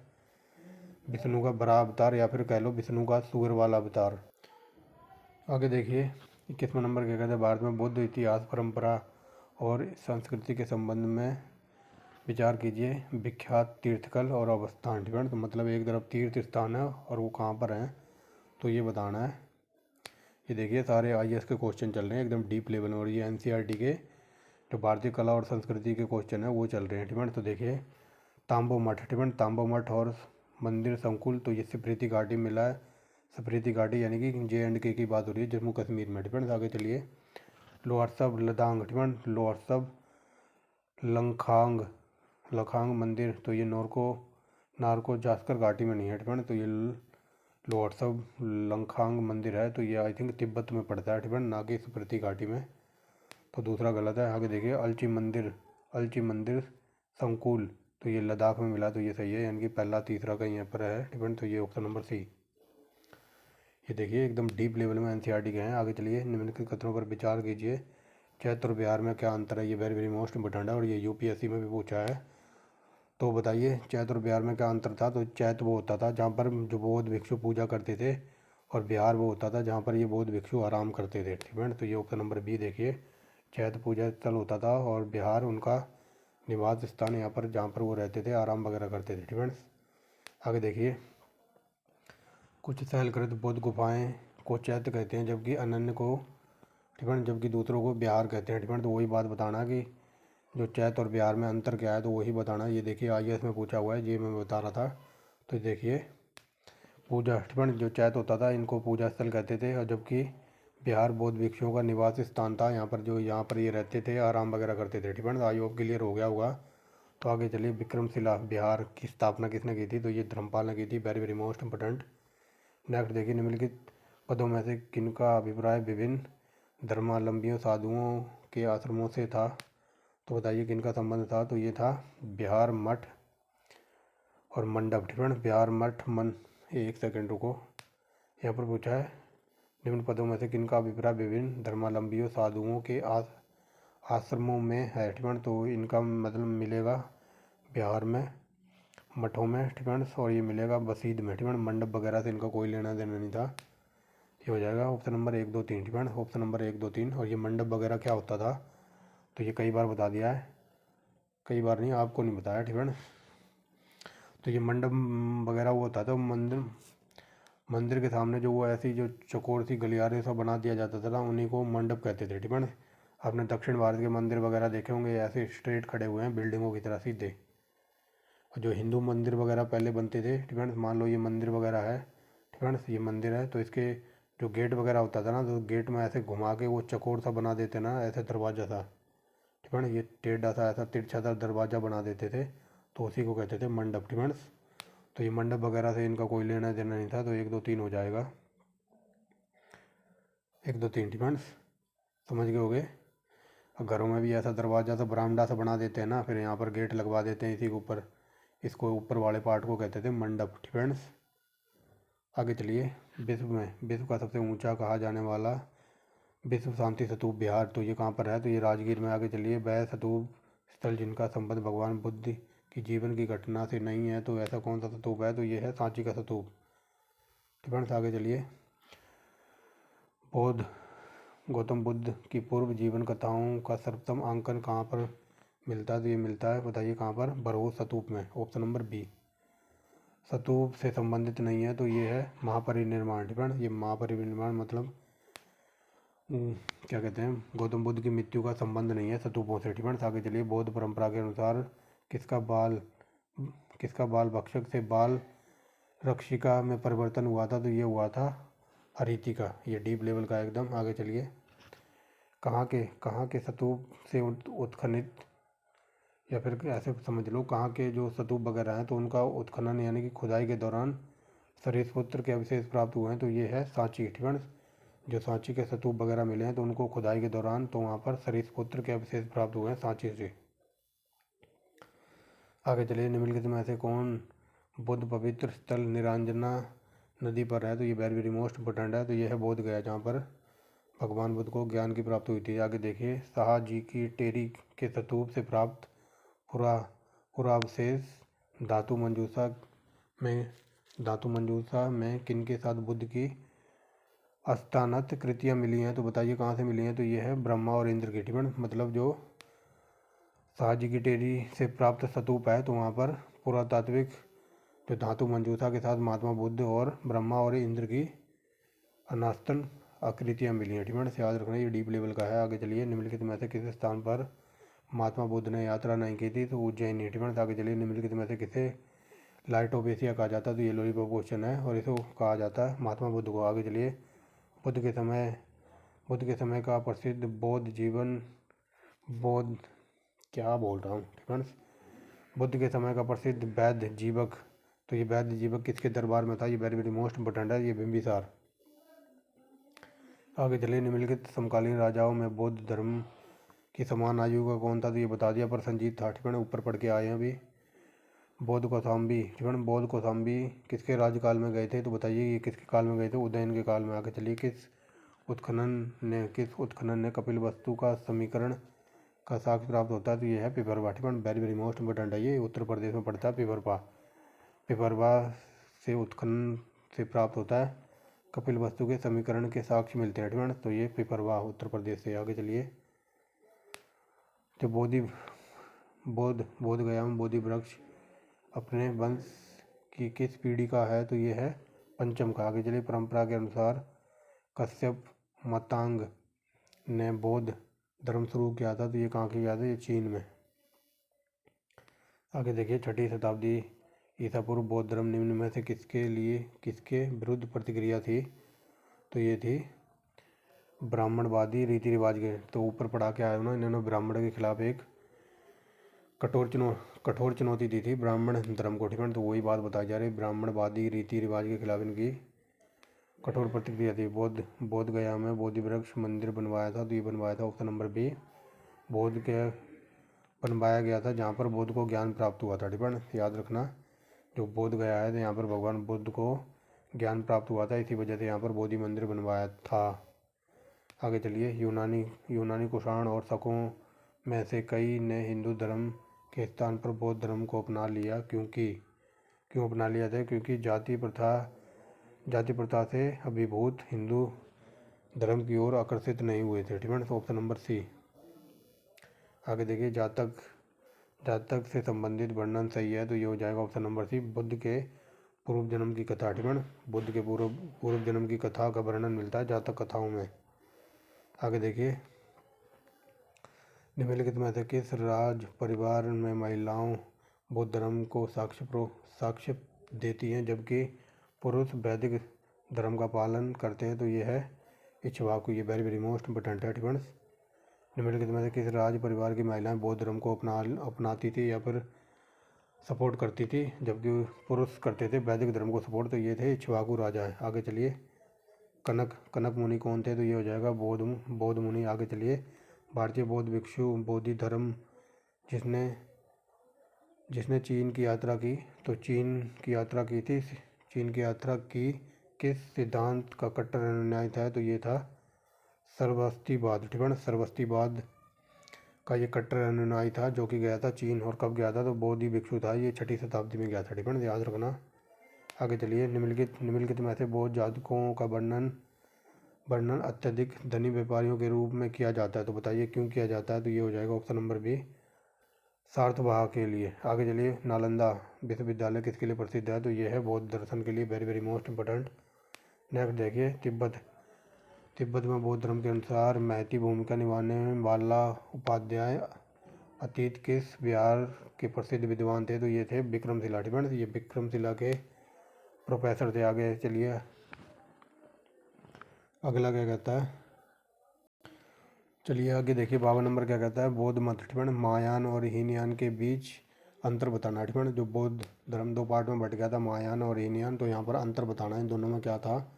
तो देखिए, महायान में पुण्य का अन्यारोपण हो सकता था, जबकि हीनयान में कोई व्यक्ति दूसरे व्यक्ति की मात्र उदाहरण और सलाह से ही मदद करता था, तो ऑप्शन नंबर ए। फ्रेंड्स, आगे चलिए, कटुगारशाला जिसका शाब्दिक अर्थ नुकीली छत वाली झोपड़ी है, क्या होती थी, तो बताइए कटुशाला जिसका अर्थ होता था नुकीली छत वाली झोपड़ी, तो ये क्या होती थी, तो ये ऑप्शन नंबर बी, एक स्थान जहाँ पर बौद्ध भिक्षु के बीच बौद्धिक विवाद होता था। फ्रेंड्स, समझ गए होंगे। ठीक है, तो ये कटुगारशाला क्या होती थी, जहाँ पर वह स्थान होता था जहाँ बौद्ध भिक्षु के बीच वाद विवाद होता था। आगे देख लिए, अर्धनारीश्वर मूर्ति में आधा शिव और आधा पार्वती का प्रतीक क्या है, तो ये एक देव। ठीक है, देव और उनकी शक्ति का योग, ऑप्शन नंबर सी।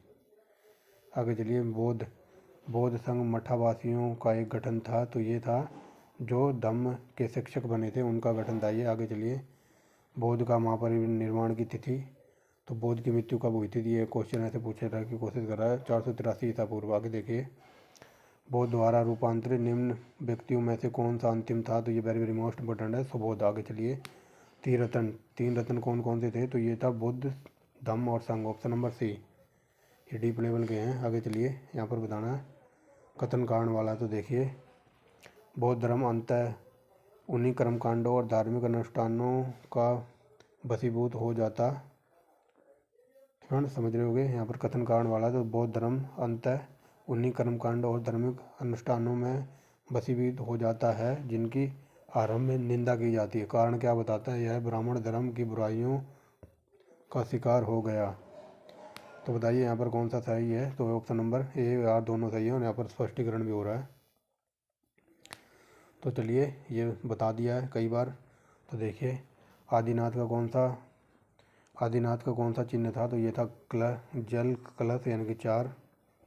एक सेकंड रुको फ्रेंड्स, ये आदिनाथ का था वृषभ यानी कि बैल यानी कि 1। और ये मल्लीनाथ का जल कलश था। पार्श्वनाथ का सर्प था, कई बार बता दिया। संभवनाथ का क्या था, तो ये था असव यानी कि घोड़ा। तो ये हो जाएगा 13, 14, 32 कहाँ पर है, ऑप्शन नंबर ए फ्रेंड्स। यमक बुद्ध पिटक से संबंधित है, तो ये यमक बुद्ध पिटक से संबंधित है, तो ये अभिधम्ब से। आगे चलिए, निम्नलिखित में से किस देवता को कला में हल के लिए प्रदर्शित किया गया है, तो ये किया गया है ऑप्शन नंबर बी, यानी कि बलराम को कला में हल का रूप से इंडिकेट किया गया है। आगे चलिए, निम्नलिखित में से कौन सा प्रस्थानेत्री में संबंधित नहीं था, तो बताइए प्रस्थानेत्री में कौन सा संबंधित नहीं था, तो ये था भागवत। नेक्स्ट देखिए, देवकी पुत्र कृष्ण का प्राचीनतम उल्लेख कहाँ पर मिलता है, तो ये मिलता है Chandogyopanishad, very very most important. आगे देखिए, रामायण में किस कांड में हनुमान और राम की पहली भेंट का वर्णन किया है, ये वेरी वेरी मोस्ट इंपॉर्टेंट है, तो ये था किष्किंधा कांड, ऑप्शन नंबर ए। यानी कि राम और हनुमान की भेंट पहली बार कब हुई थी, तो किष्किंधा कांड।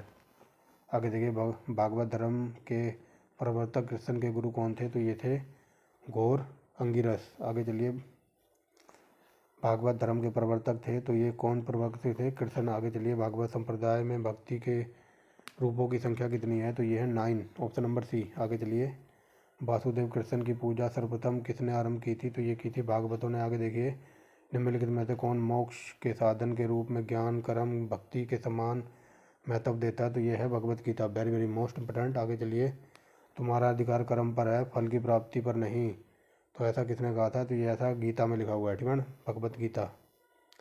आगे चलिए, विष्णु के किस अवतार को समुद्र से पृथ्वी का उद्धार करते हुए दिखाया गया है, तो ये है बराह अवतार। आगे चलिए, कला में विष्णु निम्नलिखित में से किस अवतार में, तो वही बात बताई जा रही है, कला में विष्णु के किस अवतार को पृथ्वी का उद्धार करते हुए दिखाया गया है, तो ये बराह का अवतार, वेरी वेरी मोस्ट इम्पोर्टेंट है।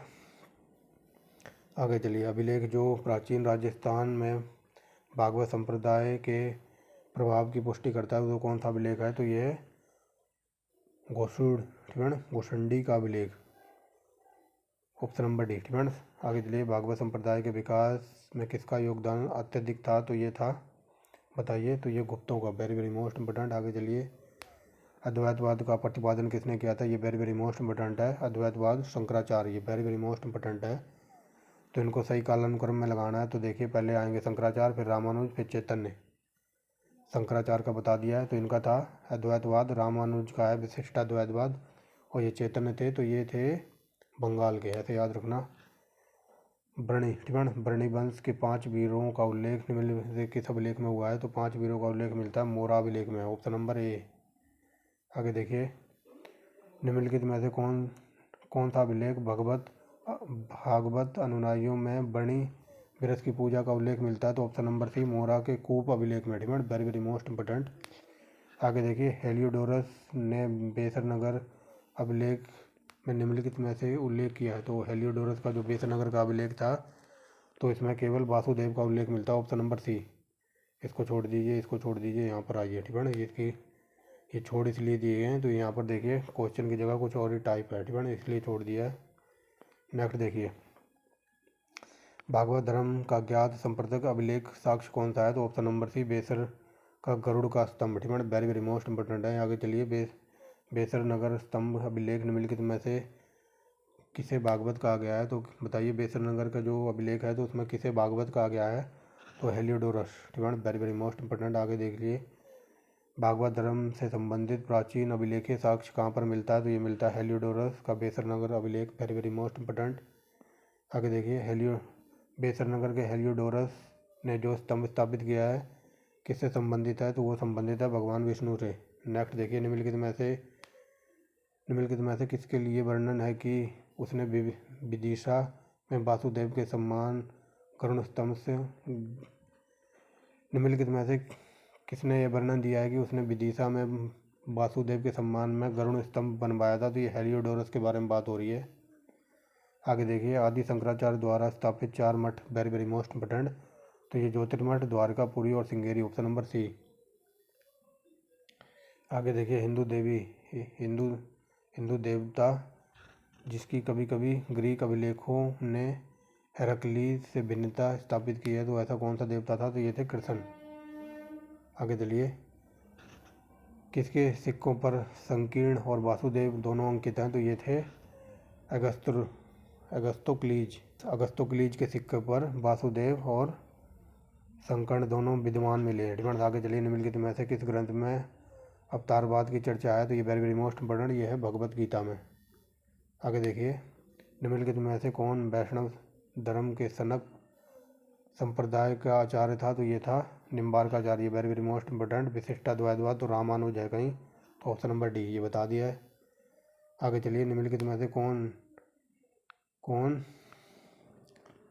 कौन एक श्रृंगी अवतारवाद संत थे? तो ये कौन थे? तो ये थे अंडाल। ये वेरी वेरी मोस्ट इंपोर्टेंट है, यहाँ पर थोड़ा प्रिंटिंग मिस्टेक है। निम्नलिखित में से कौन एक श्रृंगी अवतारवाद संत थे? तो ये थे आंडाल। आगे चलिए, निम्नलिखित में से कौन एक अलवार संत थे? ये वेरी वेरी मोस्ट इंपोर्टेंट, तो ये थे कुलशेखर। आगे चलिए, निम्नलिखित में से कौन 6ठी शताब्दी ईसा पूर्व आजीवक धर्म संप्रदाय के गुरु था? तो ये था very very most important Makhalipur Gosal. ठीक है, ये कई बार ऊपर बता दिया। आगे चलिए, निम्नलिखित में से कौन एक अलवार संत थे? तो ये थे कुलशेखर। आगे चलिए, आजीवक धर्म संप्रदाय के गुरु माना जाता है, तो ये मखलीपुत्र गोसाल। ठीक है, ये देख लीजिए कितनी बार पूछा है। आगे चलिए, निम्नलिखित में से किसने प्रतिपादन किया कि भाग्य ही सब कुछ निर्धारित करता है? ठीक है, मतलब भाग्य ही सब कुछ है, मनुष्य कुछ नहीं है। तो ऐसे कहते थे अजीबक। ठीक है, अजीबक संप्रदाय ये कहते थे कि सब कुछ भाग्य करता है, मनुष्य वगैरह असमर्थ है। आगे चलिए, पाली आगम के अनुसार निम्नलिखित में से किसका यह मत था कि मृत्यु के बाद सब कुछ नष्ट हो जाता है? अब तक ठीक है, मृत्यु के बाद सब कुछ नष्ट हो जाता है और कर्म का कुछ भी फल नहीं होता। ठीक है, तो मतलब ऐसा कौन सा संप्रदाय था? तो ये कहता था कि मृत्यु के बाद सब कुछ नष्ट हो जाता है, जिसमें कर्म कुछ भी नहीं कर पाता, मतलब कर्म का कुछ भी फल नहीं होता। तो ऐसा मानता था अजीत केशव काम्बलिन का संप्रदाय। ठीक है, ऑप्शन नंबर ए। आगे चलिए, अजीबक संप्रदाय तो ये कई बार बता दिया, मखलीपुत्र गोसाल। पशुपत संप्रदाय के प्रवर्तक लकुलिस कहाँ पर पैदा हुए थे? वेरी वेरी मोस्ट इंपोर्टेंट, ये गुजरात के थे। आगे चलिए, निम्नलिखित में से प्राचीन भारतीय शैव संप्रदाय कौन सा था? तो ये था मत मयूर। ठीक है, ऑप्शन नंबर बी। आगे चलिए, चौथा नंबर देखिए क्या कहता है। निम्नलिखित में से शैव संप्रदाय सबसे पहले उद्बोधित हुआ था, मतलब सबसे पहले कहाँ पर ये विकसित हुआ था?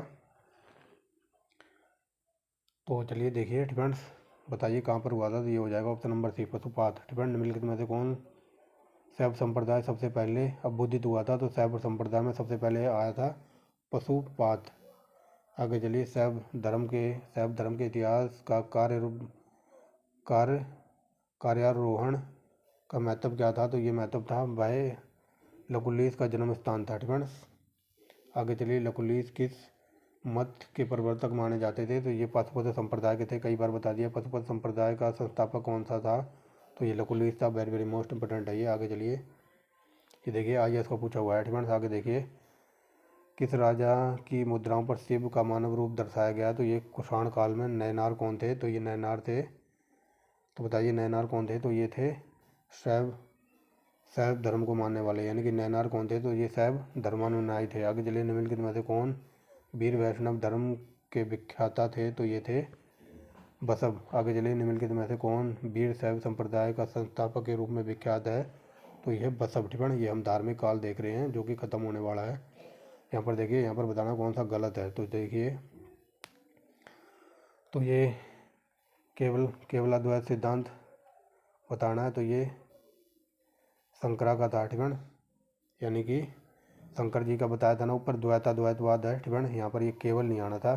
शंकराचार्य का है अद्वैतवाद, और ये रामानुज का था विशिष्टाद्वैतवाद, ना कि शुद्धताद्वैतवाद। ये शुद्धताद्वैतवाद है माधवाचार्य का।